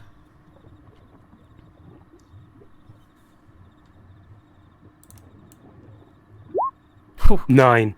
You see, as he approaches, he's sort of hitting his club on his hand, and you look at his biceps, like his fluffy brown biceps. They are bulging, and you know that these could belt the shit out of you if you play up too much. He's very, like, relaxed about his intimidation. He turns around, so he doesn't even look at you. He turns around to the rest of the Harengon, and you hear thud, thud, thud, as they stand on this log, all bringing out their clubs. I'll give you one more chance. Flopsy's going to work. Okay, Flopsy's not going to do that. Feel free. I mean, she's just saying that she's going to give you one more chance. No, it wouldn't make sense now. Flopsy is still holding onto the golden knob and is going to sigh and lean into it and just say the cupcake. It sucks in. And you forget all about who gave you that cupcake. You forget all about the act of it and everything. It's never happened. Next! I said next! She stands in front of Holland and thrusts the Gourd's knob towards you.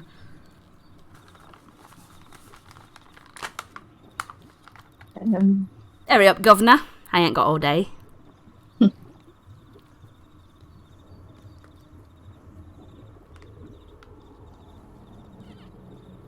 He puts his hand on the whatever it was called, and says,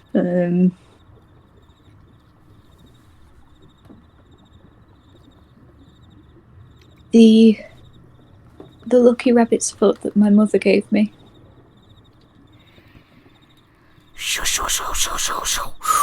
Sucks in. That never happened. Thank you. That's all it took. She holds it out to Felix. No. I don't think that's an option right now, is it? I've never been given a gift so good. So, what do you want me to say? That cookie I had earlier? That good enough? It can be as abstract as you like. Felix places the hand on the golden friggin' knob and says, that cookie I had earlier. That's it. It goes in. Oh. They accept it. You've never actually been given a gift in your life, Felix. So yeah, that's that gift of the cookie truly was the first time. If anything, you're more likely to take things rather than to be given things. So yeah. Thank you. And finally, little old man. Little old man. I'm going to sacrifice a memory of being on top of that bridge. Was that some sort of gift? What is it, a gift for you to stand upon a bridge? Oh, sounds like bullshit to me. Yeah. And he looks at the bag of holding that he was given. Yeah, this wasn't. Yeah.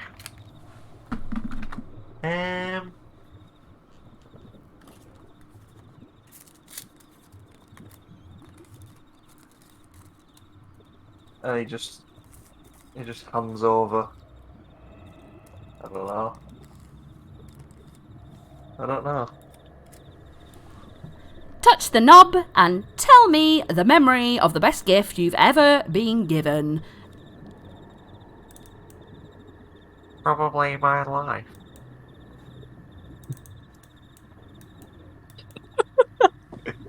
You're giving me your own birth.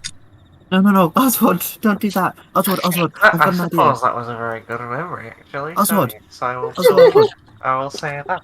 Oswald. Oswald, no. No, don't do that. Oh, shut up, Aelar. No, I've got Oswald. I've got an idea. Put your hand out. Oswald reluctantly puts his hand out. I give him a high five. I've just given you a high five. That's a pretty cool gift. What about... how about that time? How about that time when I saved you from forgetting about your own birth by giving you a high five? That's a pretty cool gift. Why didn't you forget about that? But that never happened. It just happened now. Agden does like an abstract gift, I'm not going to lie. It's quite a juicy one. She like shakes the gourd and there's like water inside it. It's like sloshing around. Come on, Oswald. At least you won't feel silly about it. You won't even remember it.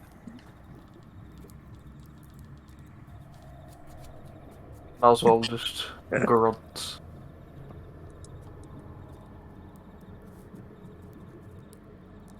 Well, touch the knob. Oswald touches the knob. He says, "My birth. What a memory that was." Oh my god. Inside Aelar looks into very the dejected from that. into the gourd sucks the memory of your own birth, The fact that you were born is sort of dissolved out of your mind completely. You're aware that you currently exist, but you don't know how you came to be. If anything, you could have just popped into existence as a fully formed 70-odd-year-old Gnomeling, as far as you're aware. You do have memories of being a child, but you don't know how you came to be. Colin Robinson. Well, it seems we've collected all we need to. I will inform Bavlorna that you will be giving up all your possessions to her upon arrival. If you can find where she is, that is. Anyway, off we go, lads! And all the rest of the Harengon sort of like bound off the thing. And you see them starting to try to push this snail. The snail does not want to cooperate, but Jebic bounds forward anyway and starts to move over on this side of the bridge.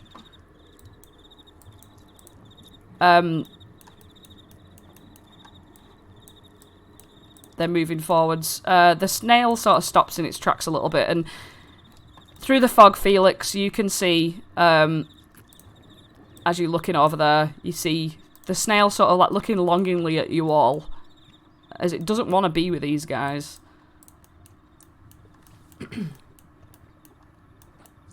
Let's steal the snail. Bold idea, I know. But we need to steal the snail.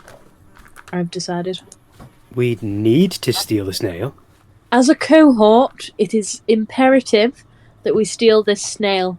It's looking me in the eyes. It's telling me I want to be stolen.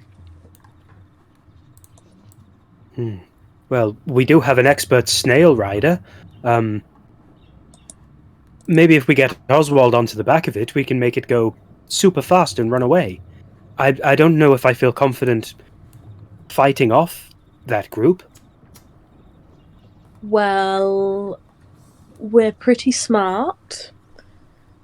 Let's come up with a plan to trick them and wrangle that snail. That snail needs wrangling. I'm telling you, it's looking me in the eyes. As you look over at it, looking you in the eye, you see one of the Harengons sort of whack a club against its arse, and you see that it like rears up in pain as it's getting shuffled towards along the path. The snail is being abused. Flopsy, can you bear to see a creature like that be in pain?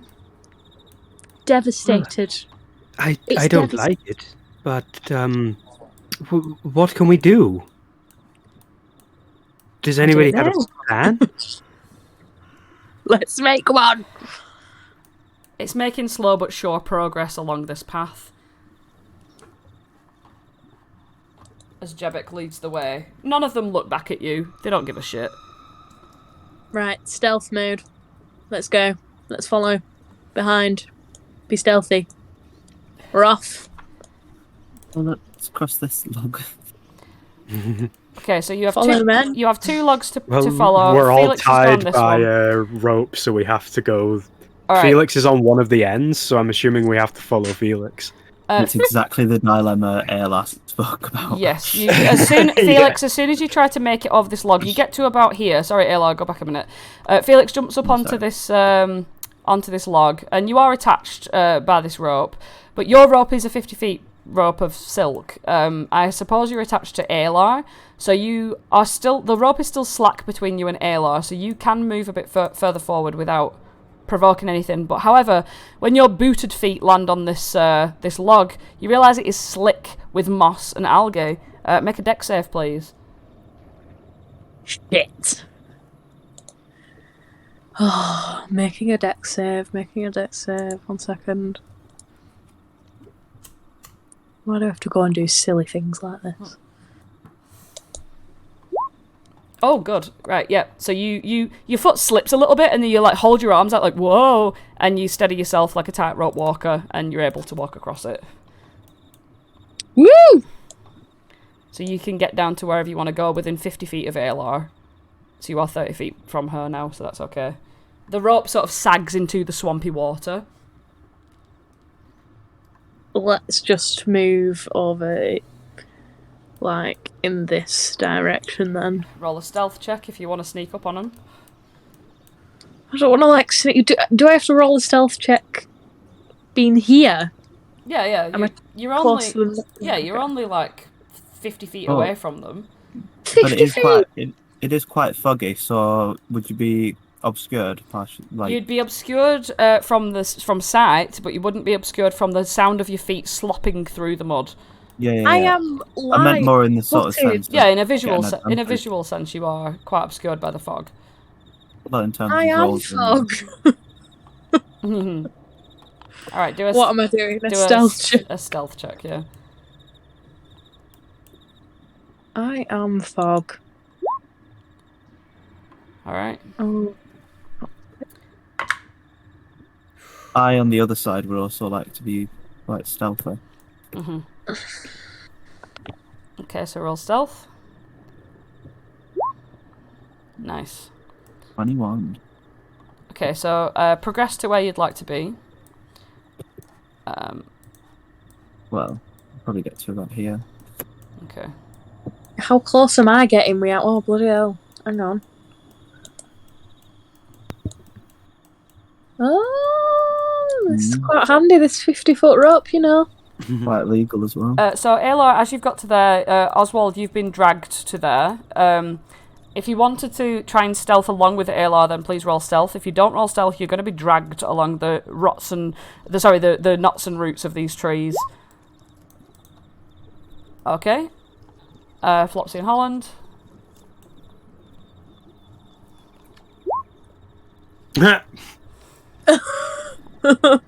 Holland's at the end, isn't he? So Holland he is at could the just end. Yeah. tie himself with relatively no issue. So you're untying yourself, Holland. Yeah, I just wouldn't have gone that way. Okay. Let me just check something really quickly. Skibidi-bidi-dip-dip. We're both going for the same thing. Let me just have a look here.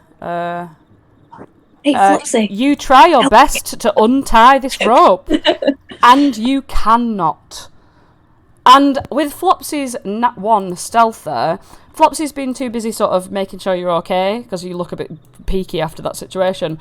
Flopsy's been looking at you. Oswald has obviously understood the mission here and followed Aelar. And as Oswald sort of stepped forward, Flopsy, you've been pulled back onto your back, and you slap down hard into the swampy waters, making a loud splash as you do. All of the swampy water sort of like goes all the way up your back, and there are a couple of rocks in there. You smack your head against a rock and take 5 bludgeoning damage. And Holland, you are then pulled towards Flopsy as well and fall down on him.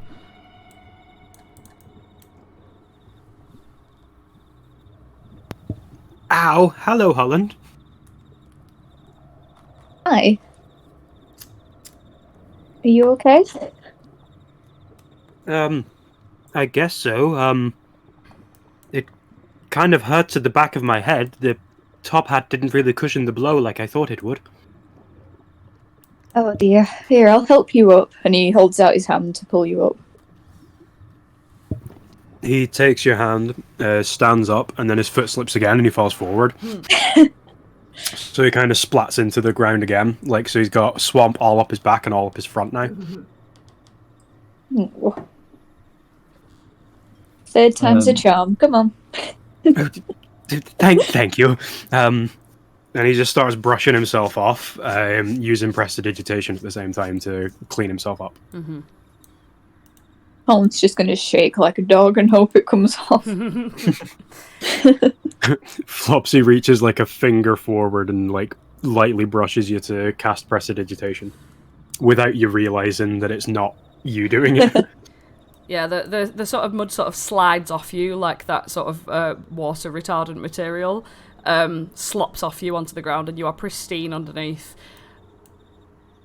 You are cleaned up.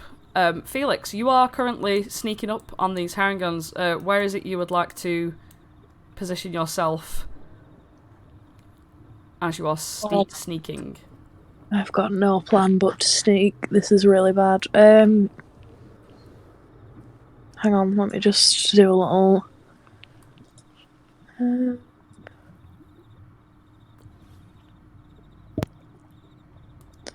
gonna be bold, and I'm gonna go. Yeah, all the trees and things you see are here as well, by the way. So anything that you see on the map is technically there. Yep, I'm here. Okay. And the fog is obscuring you as well. They can only really see clearly 10 feet in their sort of region.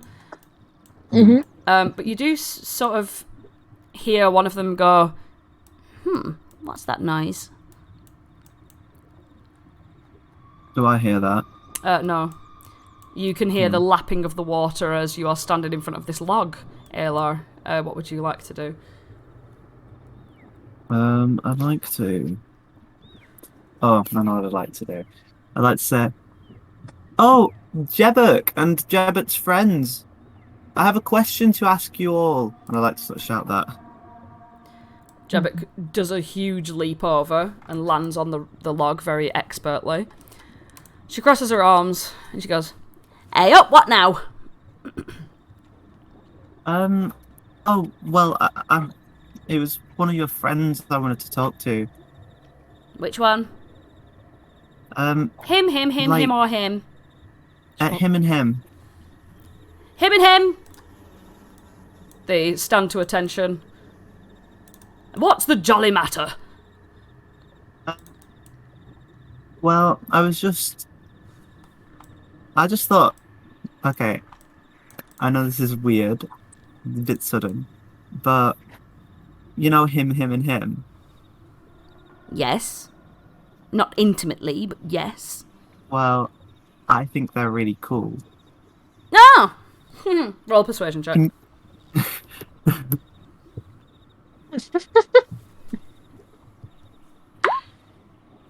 17. I think. I'm listening. Well, I was just wondering if, like, I was gonna try and talk to them. I was just wondering if you could help me wingman. Wingman? You know, like, I don't have wings. no. It means like when you're trying to talk to someone and you get their friends to help you talk to them and tell them that they're cool. Like, but you don't have to say anything. You just have to, you know, make it look casual and natural. Otherwise, they'll think, "Oh, why am I here talking to this elf?" She looks confused at you and Says, can you be a little bit clearer, please? Can you just bring them over so I can talk to them? Alright, fine. You and you! they like look over and look confused, but they come over at her command. Yes? What's going on? This elf would like to speak to one of you, but I'm not sure which one, so I will get out of your way. She bounds hugely over all of them, and While stands. she's doing Yep. while she's doing all this talking, I'd like to make the snail invisible by casting invisibility on it. Okay. So you, Particularly when she's not looking at me. right, so before she jumps, she casts invisibility on the snail. Yeah. Alright, she jumps back, she folds her arms, and let's have a look at her perception of this situation. She jumps back, and she looks around, and she goes, Wait a minute! Where's our snail gone? What? the other three brigands sort of come back around and start to investigate the area. She feels around.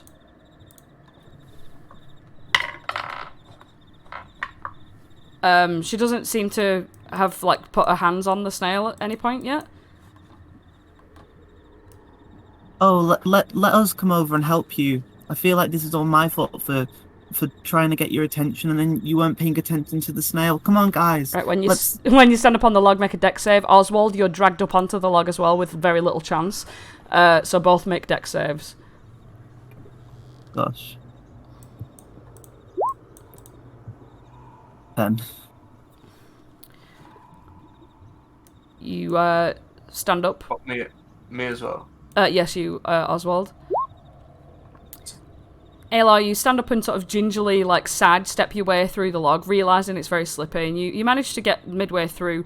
These Harengons are not moving from their positions at all. They're kind of looking at you very confused. But Oswald, as you get dragged up, you put your step onto this log and fall and splash immediately into the water, dragging Aelar down with you.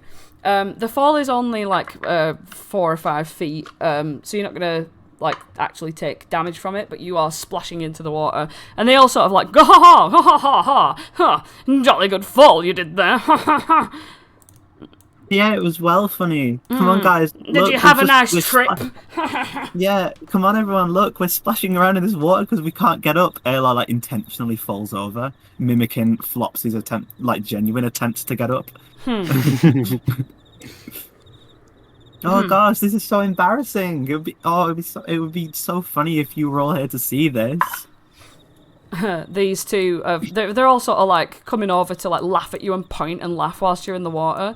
Oh look, she's trying to make it out like it were on purpose. What an idiot! What an idiot! But Jebik is a bit smarter than that, and she's sort of looking around. While she's looking, Felix, what do you want to do? I would like to cast invisibility on myself. Just for good measure, and start making it like round this way, towards the snail. I mean, even though like I feel like had I spotted that the snail had gone invisible. I'm guessing. Yeah. I don't know. The snail is nowhere to be seen. But I've got a good idea that it's in like the same place. Roll a roll an intelligence check just on its own. Okay. Yeah, this fucking snail hasn't moved. Like, what the fuck is going on? An intelligence check. Yeah, just base.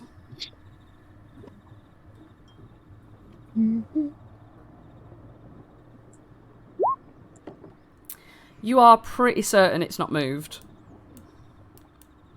Right, then I would like to make my way to where the snail was. But this way. Alright. You get up to a space where you believe the snail is. Again, it looks as though there's nothing there except the swampy foliage of the swamp. Can I just like put my hands out to feel for it? Roll an animal handling check.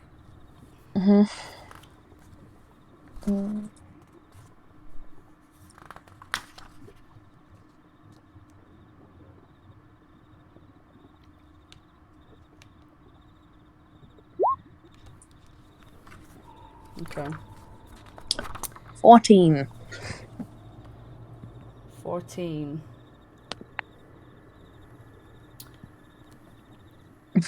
Okay.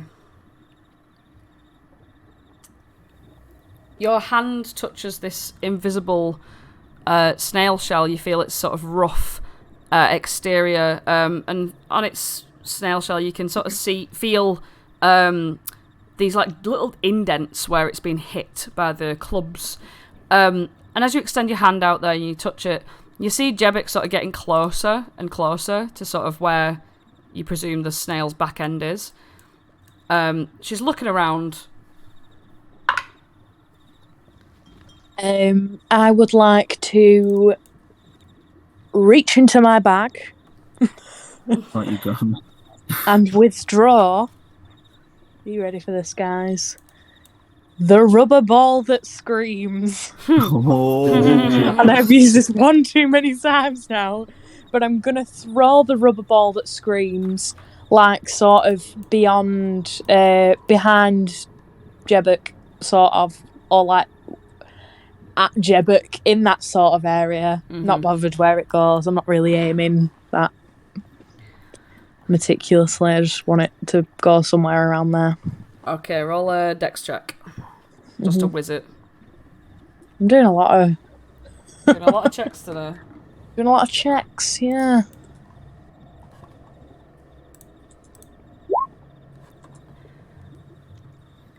out of your hand comes this whoosh, and it just travels like a little dart, like a little bullet through this space. It sort of bounces against this tree, and then you just hear it like all in these corners, and Jebek's sort of eyes just flick round, and a sort of like bunny nose like puts up into the air and sniffs around, and she goes, "Fellas, there's a wisp! There's a wisp! There's a wisp in the air! There's a wisp in the air, fellas!" And they all sort of turn around like, no. They all like come bounding around. "Everybody, to your stations!" And they all start jumping around, following this, what they believe to be some sort of wisp or some sort of horror. You see that they're like jumping around after it like a dog would jump after a bouncy ball in a very enclosed space. Some of them are trying to catch it when they see it. They're like, "Oh," and they sort of miss. So they're all sort of indisposed, trying to catch whatever it is, this thing. They're not quite sure exactly what it is. But to them it's alive, and to them it's some sort of danger. You're on your own with the invisible snail. Aelar, Oswald, Flopsy, and Holland. Holland, who would be there at this point. What would you like to do whilst they are indisposed? Sorry, Oswald. Just trying my best. I didn't mean to get you all muddy, and I cast Prestidigitation on Oswald. Mm-hmm. Yeah, as Oswald sort of steps out of the muddy, sloppy water, all of it sort of just completely dries off of your spectacular robes, and everything that you were holding and carrying is now dry. And you get back up onto the shore. Unless you want to stay there, Aelar. No, I'm alright to be on the shore. Mm-hmm. Where is it? Where is it? I can see it! There it is! Catch it! Catch it! Oh, bloody hell! They're all trying their best to sort of catch this ball. Felix. It is... Right, has the snail got, like, ropes on it that they were dragging it by, or... No, it's been hit to move it. Right. Felix would like to...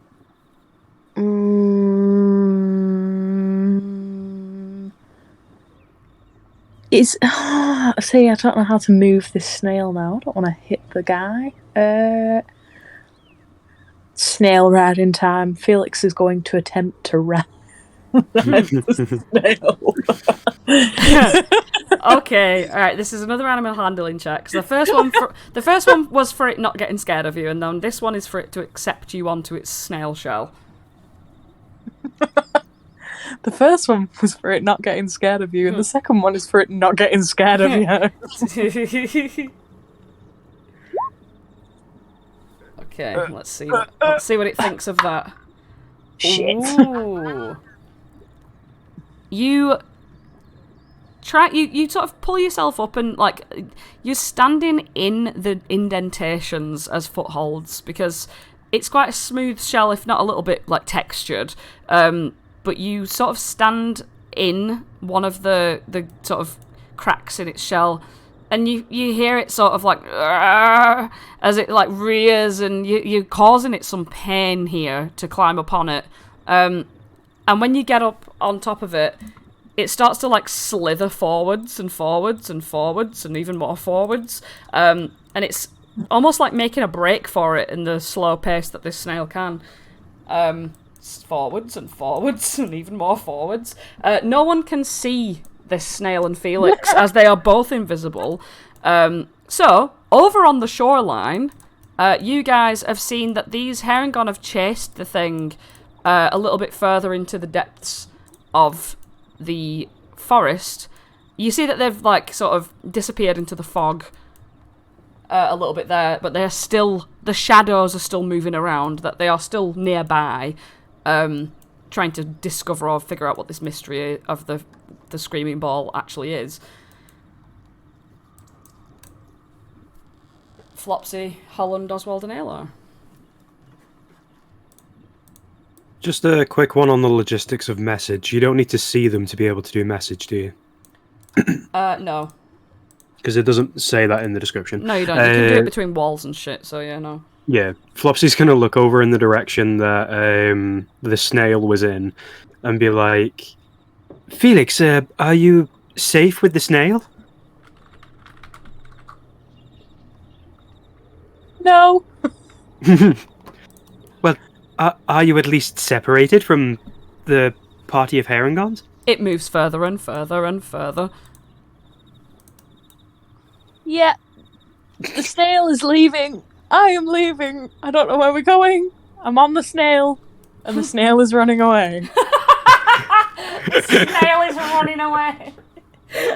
Flopsy looks at the rest of the people on this side. It's a success! The snail and Felix have gotten away. Yes, we were successful. We're getting away too much. Felix says that they're getting away too much, so we should probably follow. Oh God. I mean, gods. There's plenty of them. I'm next to that log.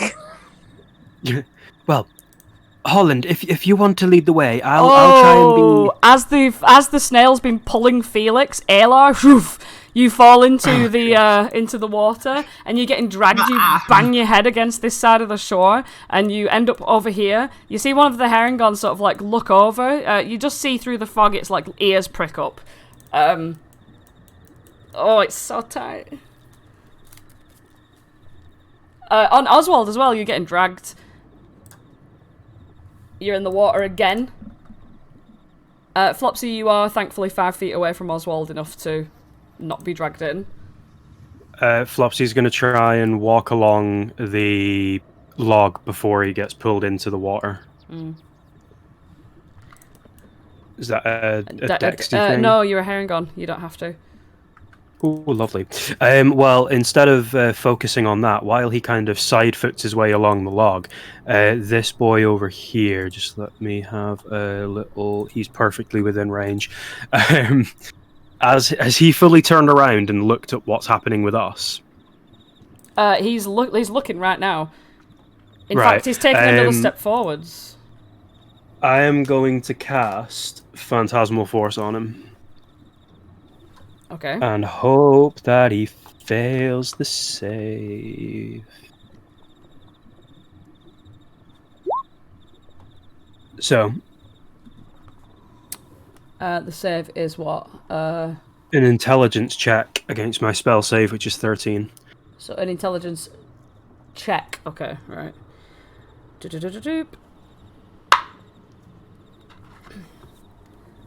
What is it that you're trying to achieve? So with Phantasmal Force, what I'm going to do is I'm going to have him feel a beat of wind go past his ear and brush past him as he sees a wisp fly in front of his eyes, and then fly behind him back towards his group. The wisp that they've been looking for is making the same sound as the ball that was thrown. It's also an investigation check, like specifically. Does it say investigation? Yeah, Oh yeah, sure. Yeah. Has he passed or failed? He are you going to eat silver barbs if he has failed? If he's succeeded? Because Yes. yeah, I was going to say before I respond, yes, he has succeeded. And Silvery barbs. so that's imposing disadvantage on him, is it? I'll click silvery barbs as well, just so you can, for the benefit of those watching at home. Silvery barbs, you distract them and turn it into a moment of uncertainty. They must re-roll the d20 and use the lower roll. Okay. Oh, it's a nat 20. It's the second roll's a nat 20. The lower roll anyway. The lower roll was a success. Okay. Yeah. The next advantage is going to go to Felix. Okay, so from silvery barbs. right. So Felix, you will have advantage. Oh wait, hang on. Yeah. Yeah, so yeah, that happens anyway, even if he does succeed. So he looks around and he goes, Jebbick, this is a jolly good trick! And he steps forward and he goes, he looks through he like bounds forward and he goes, our snail is missing! They're trying to make off with our snail! And Jebic bounds over as well, and they all come bounding over together. And they take a look around, and they all pull out the clubs, and they look, and all of a sudden, there's a very strange noise coming from over here, in fact. A noise that sounds like the bubbling of swamp gas, like big, huge, burping, farting bubbles that, like, disturb the ground that you can see here, Felix. That there seems to be big 5 bubbles rising up out of the mud there, and from where you are seated upon this snail, you see these strange, imp-like, brown, muddy creatures emerge from the mud itself. As the Harengon comes over going, "They're jolly trying to steal our snail!" He takes one look at these creatures rising out of the mud, and he goes, "Forget about that! Run! Run away! Run away!" And they all just start, like, running as fast as they can, jumping and like, sort of leaping away in their fancy Harengon fashion. Jebic's like, "What's going on? There's no time to jolly explain!" And they all just run away. Everybody roll initiative. Yikes. Yeah. 12. Wow. Alright. We have initiative for the first time in the Witchlight campaign. Marielle, what's Marielle doing there? Right. What? Flopsy has Say a it. 12. We have Holland, who has 11. We have Aelar, who has a 12. Is that correct? Yes, it is. Alright, we have... Ooh, a nat 20 from Felix, resulting in a total of 23. And from Oswald, we have a measly 4. Excellent. Nice. Amazing. Now, these guys, let's have a little colour coordination going on here. Got a bit of colour. We've got a bit of red. We've got a bit of Wow. blue. We've got a bit of green. We've got Use a the bit of purple. orange. And we finally have a little bit of purple here. Oh yeah. Now, each one, let's have a little look and see. Oosh, geez Louise. They are going to take individual turns as they rise up out of there, Felix. You can see these mean business. They are mean looking guys. They are like weird little imp things that, like, crawl up out of the ground. They look extremely nasty, alright? They don't look in any way friendly whatsoever. They look like you've disturbed their sort of homeland, which is the mud itself. And let's get them all into that initiative. We'll order them in descending order. Oops, excusez-moi. And here we go. Is everybody in? Aelar, Flopsy, Holland, Oswald, Felix. We've got all 5 of the mud creatures. Now, they have risen. And they're looking at you, Felix. The snail gets an initiative as well. Oh. Which is a... Oh, that's a -1. Well, thankfully it's invisible, so... Thankfully, we're starting an initiative all tied together. That sounds very convenient. That's correct. Oh, no. You are all tied together, remember? Okay, Well, my hands are tied. Felix, you are on top of the snail, and you've seen these 5 mud creatures. They've got very long, spindly noses and, like, weird chocolate-like wings that, like, flap and split mud everywhere wherever they go. They've emerged angry. They've got these evil little faces. What do you want to do? My God.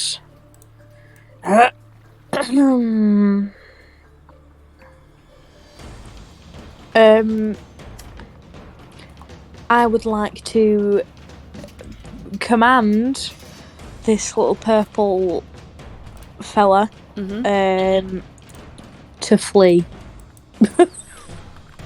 Run away, little purple fellow. Alright, flash it up for me. There you go. It needs to succeed on a wisdom save of 15. It gets a 16 in a bunch. It looks at you and it just goes, "No!" Okay. No, now you're not invisible anymore. Felix, you become uninvisible as it sees you sat floating atop something, which you can't quite tell, but you are sat straddled in thin air.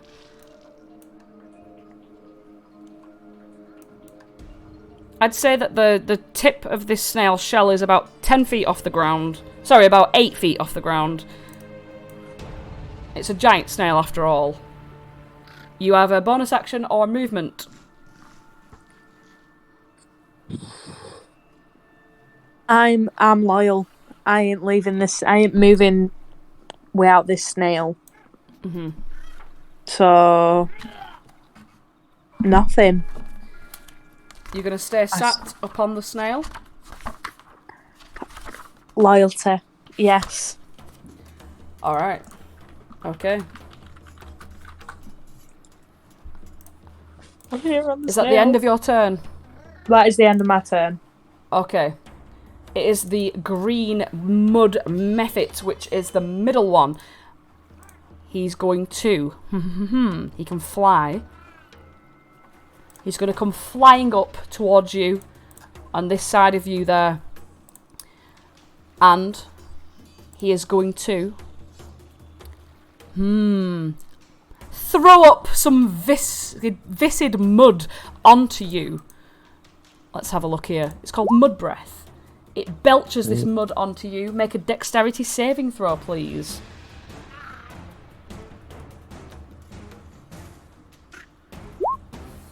Ooh, that's nice. Okay. The mud just sort of splats against you and sort of falls down the side of the snail. You get it on your legs a little bit, but it doesn't do much. Alright. Aelar. It is you. Okay. So, well, I would like to untie myself from this rope. That will take a full action to do so.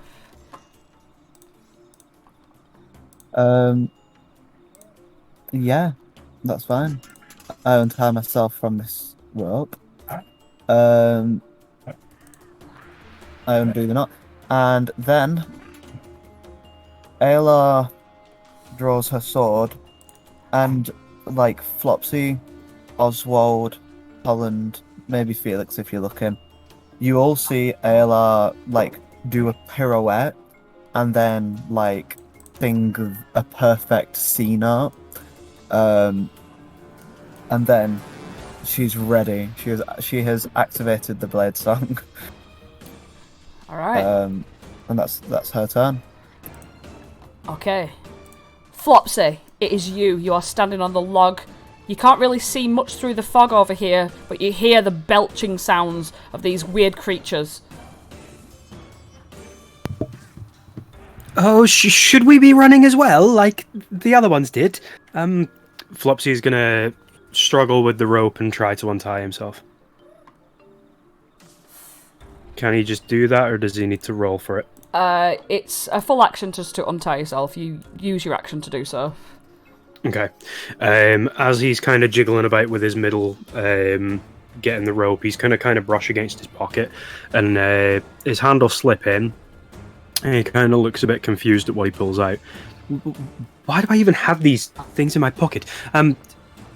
Here, he just kind of casually throws / drops one of the small cupcakes in Oswald's direction. Oswald, you get casted Bardic Inspiration with Flopsy's frantic finger work. You look as if you could use this. Oh. Thank you.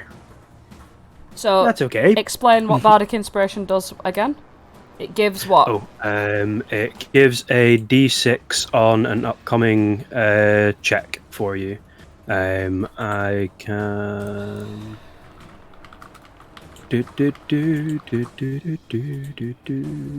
I can do that. So you inspire others by saying, "You look like the kind of one that would enjoy something like this," and throwing it at you. You gain a d6 for the next 10 minutes. You can add it to a check. So that's an ability check, an attack roll, or a saving throw. You can add an extra d6. Okay. Would you like to move anywhere, Flopsy? Flopsy is going to scuttle over here and stand very much behind Aelar, who is blade songing away. Okie dokie. Alright. It's Marielle. Marielle knows what to do. Well, let's actually take a look here. Yeah, so who looks like they're causing the most grief to This green one here. It's just currently trying to throw up on Felix. Yeah. Marielle, like, sort of cocks her head, like, back, and then fires 3 magic missiles out of her mouth at the enemy. And I'm trying to cast it. Is it? It is casting, yep. Oh, yeah, sorry. That's 2 Did I and press it another 3 2. times? And, yep, so you've got 2, 4, and another 2. 2. So that's 6. Angel numbers there. 6 altogether. There we go. Yeah, so your magic missiles fly towards it. Pew, pew, pew! It hits it, and it looks a little bit damaged, but not too much. It's taking him like a champ. Alright. Holland. Hey, yo. Holland's going to use his movement first. Yeah, he's going to run along the log, jump over the machine gun chicken, and land there. The McChicken, if you will. And as he impacts on the ground, his mace is going to flare up and his shield's going to sort of shine with a golden glow. And he looks at Felix and glances over his shoulder at Aelar and goes, "Alright guys, we got this!" And he casts Bless on himself, Aelar, and Felix. Alright. What does that do? Explain. I will flash it up if I can find it. But it's basically an extra d4 to any attack roll or saving throw. Nice. Alright. So Bless is active on Holland, Aelar, and who? Felix. Felix. Holland, Aelar, and Felix have Bless. Please keep track of this. Is that your entire turn, Holland? No, sorry. I am then going to... I've lost the spell, I apologise.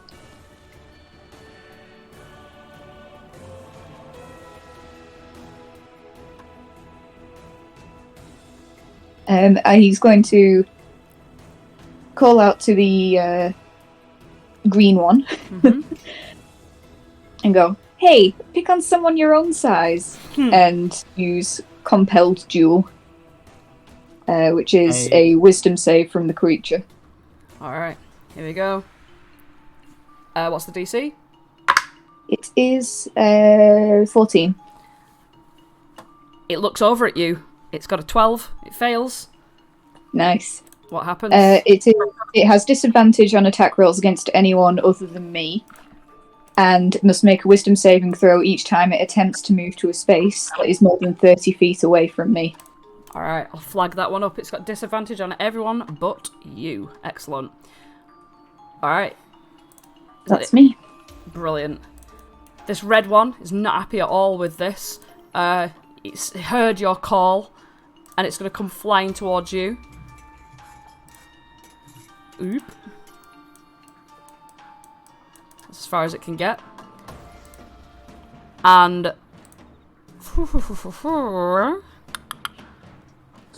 that's as far as it can get. The purple one, again, not happy at all. They're coming around That's now. the green one. Sorry, the green one even, not the purple one. It was actually the purple one.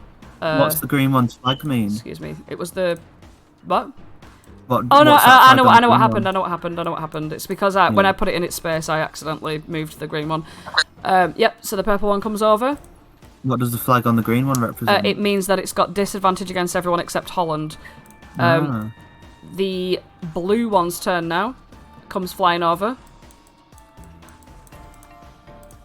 Gets close enough to Holland. And attempts to breathe its mud breath on it. It Yeah, throws let's see up. Mud comes spurting out of its mouth. Make a dexterity save. it. Certainly will. 21. It spits out this mud just directly at your feet. It doesn't even touch you. Phew, phew, phew. Alright. And now it's Orange's turn. Orange is going to come and harass Felix and try and throw up on Felix. Make a dex save. With the D4. With an added D4.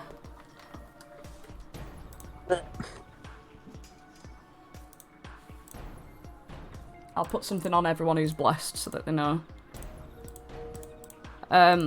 Lauren, can you keep track of how long that lasts for? Yeah, Alright, okay. it's 10 rounds, just for reference, but I'll count it. Brilliant. Ooh! Again, it sicks up on the snail's shell, but you see that the mud, as it lands on the snail, it sort of covers the snail and it lands all the way down its body. And you see that the mud begins to harden and harden the snail in place. Alright. Oswald, Oswald. you are next. With the snail on deck, then Felix after.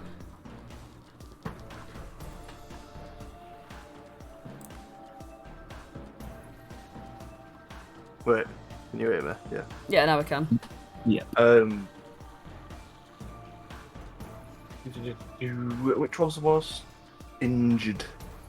The most injured one is the one that's next to Felix over here. And yeah, it's also been shouted at by Holland as well, so it's looking pretty down in the dumps.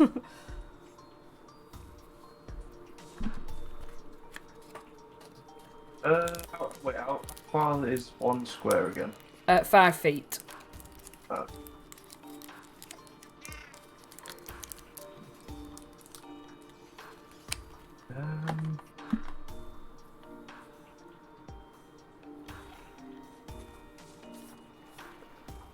I honestly am not sure. Oh, I had an original plan, but I've messed up the range. I think I'm just gonna shoot my crossbow. Alright, so where are you moving to? Are Are you just going to try and shoot from the... We'll just check out. Is there a certain range on the crossbow? 'Cause I can't seem to find it. No, the range is fine. You don't have to worry about that. I'll move to sort of like here. Mm-hmm. And you're going for the blue one. The blue one. Alright, okay. Yeah. So you whip out your little crossbow from beneath your robes and whoo, shoot towards the blue one. Give us some damage, so hit the name of the light crossbow there. I should really make it so that it's automatic, but just click in the... Yeah, there we go. Oh. That's 2 damage. Hey, that's not very much. Alright.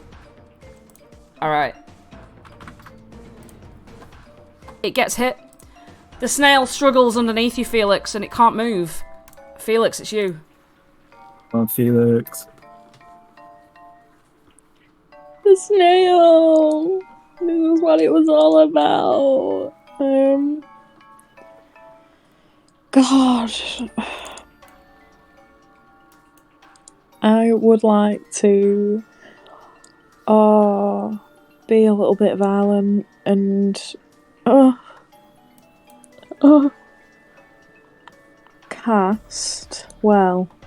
throw an ice knife Have I cast it? Have I done Yeah. it? At the orange one. The orange one. Alright, okay. So, you, what's that? Does it have to make a save? Yep, okay, so it makes a dex save. It tries to dodge out of the way. Oh, that's a nat 1. It tries to dodge out of the way of the ice knife, but takes the full front of it right into its face, dealing 12 damage to it. Jeez Louise. Oh, I friggin' rolled the dice. But it takes, it explodes as well. Let's have a look at that. It explodes. Oh, the shard explodes. So yeah, the ice knife itself explodes. The Memphit, yep, it takes the full force of the damage, and it's not best pleased at all. This little green one here is not happy with you, and it reaches out with its claws and attempts to just punch you in the head. With its disadvantage against you, it misses. It would have got a nat 20 if not. Whew. Alright, Aelar. Okay, so straight away, Aelar is got. Oh, that's the. Aelar is going to move over to this purple schnoz, right? She sort of does like a pirouette, like taking up that amount of space, before and at the end of the pirouette is where her longsword is set to sort of hit this guy. And does a 21 hit? A 21 will hit. She deals 2 damage. 2 damage. Wait, hold on though. It's also a plus a d4, isn't it? Not 2 damage. Is that not what it says? Bless. Oh, it might be. Let me have a check. Yeah. It's an attack roll or a saving throw. Yeah, it's not to damage. Which colour? Sorry. The purple one. Yep. Okay. Right. Yep. You slash at it, dealing 2 damage. And that, I think is where I'll end my turn. I'll not be greedy. Okie dokie. All right, Flopsy, it's you.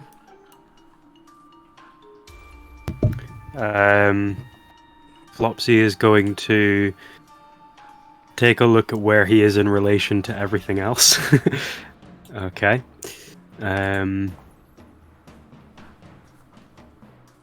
Flopsy is going to kind of pitter-patter his way up to behind Holland. Not trying to interfere with Oswald's line of sight. He's just going to kind of crouch behind Holland. And Holland, over your shoulder, another one of the tiny cupcakes just comes and pops itself in your shoulder. I found another one of these in my pocket and I have absolutely no use for it. I don't know why it's there, so keep your strength up. And he's just going to make eye contact with Red while he's there, and he's going to kind of give a little wave of his fingers, a little kind of a queenly wave over. And as I click it, pull a funny little face to make it laugh. Alright, so that's a 13 wisdom save. Ooh, and that is a fail. It looks over at you, sees your ridiculous fashionable attire, and just starts laughing its little mephit head off like and it is incapacitated. And as obviously the time is the time that it is right now, as it laughs and laughs and laughs and laughs, I presume you're going to end your turn there, Flopsy. Flopsy's just going to giggle himself and like pitter-patter his way behind Marielle over here. And that is the end of Flopsy. And as you stand behind Marielle, Marielle's little eyes sort of squint towards all these mephits, and she's about to do something great. But we'll have to find out what that great thing is next time, as we pause mid-combat to end the session here. There we go. We're going to have to end there. It is 50 minutes past because, Declan has to be places. So we have the initiative still in order, so don't worry, we will be able to return back to the combat next week. Also, we have YouTube. It's the name, that one. So don't forget to like, comment, and subscribe. For fuck's sake, Pete. Taking over more and more of the sending bit. All right, so yes, we will pick up on this combat next week. Hope you all had a great time. Send me bitcoins. See you all later. Goodbye.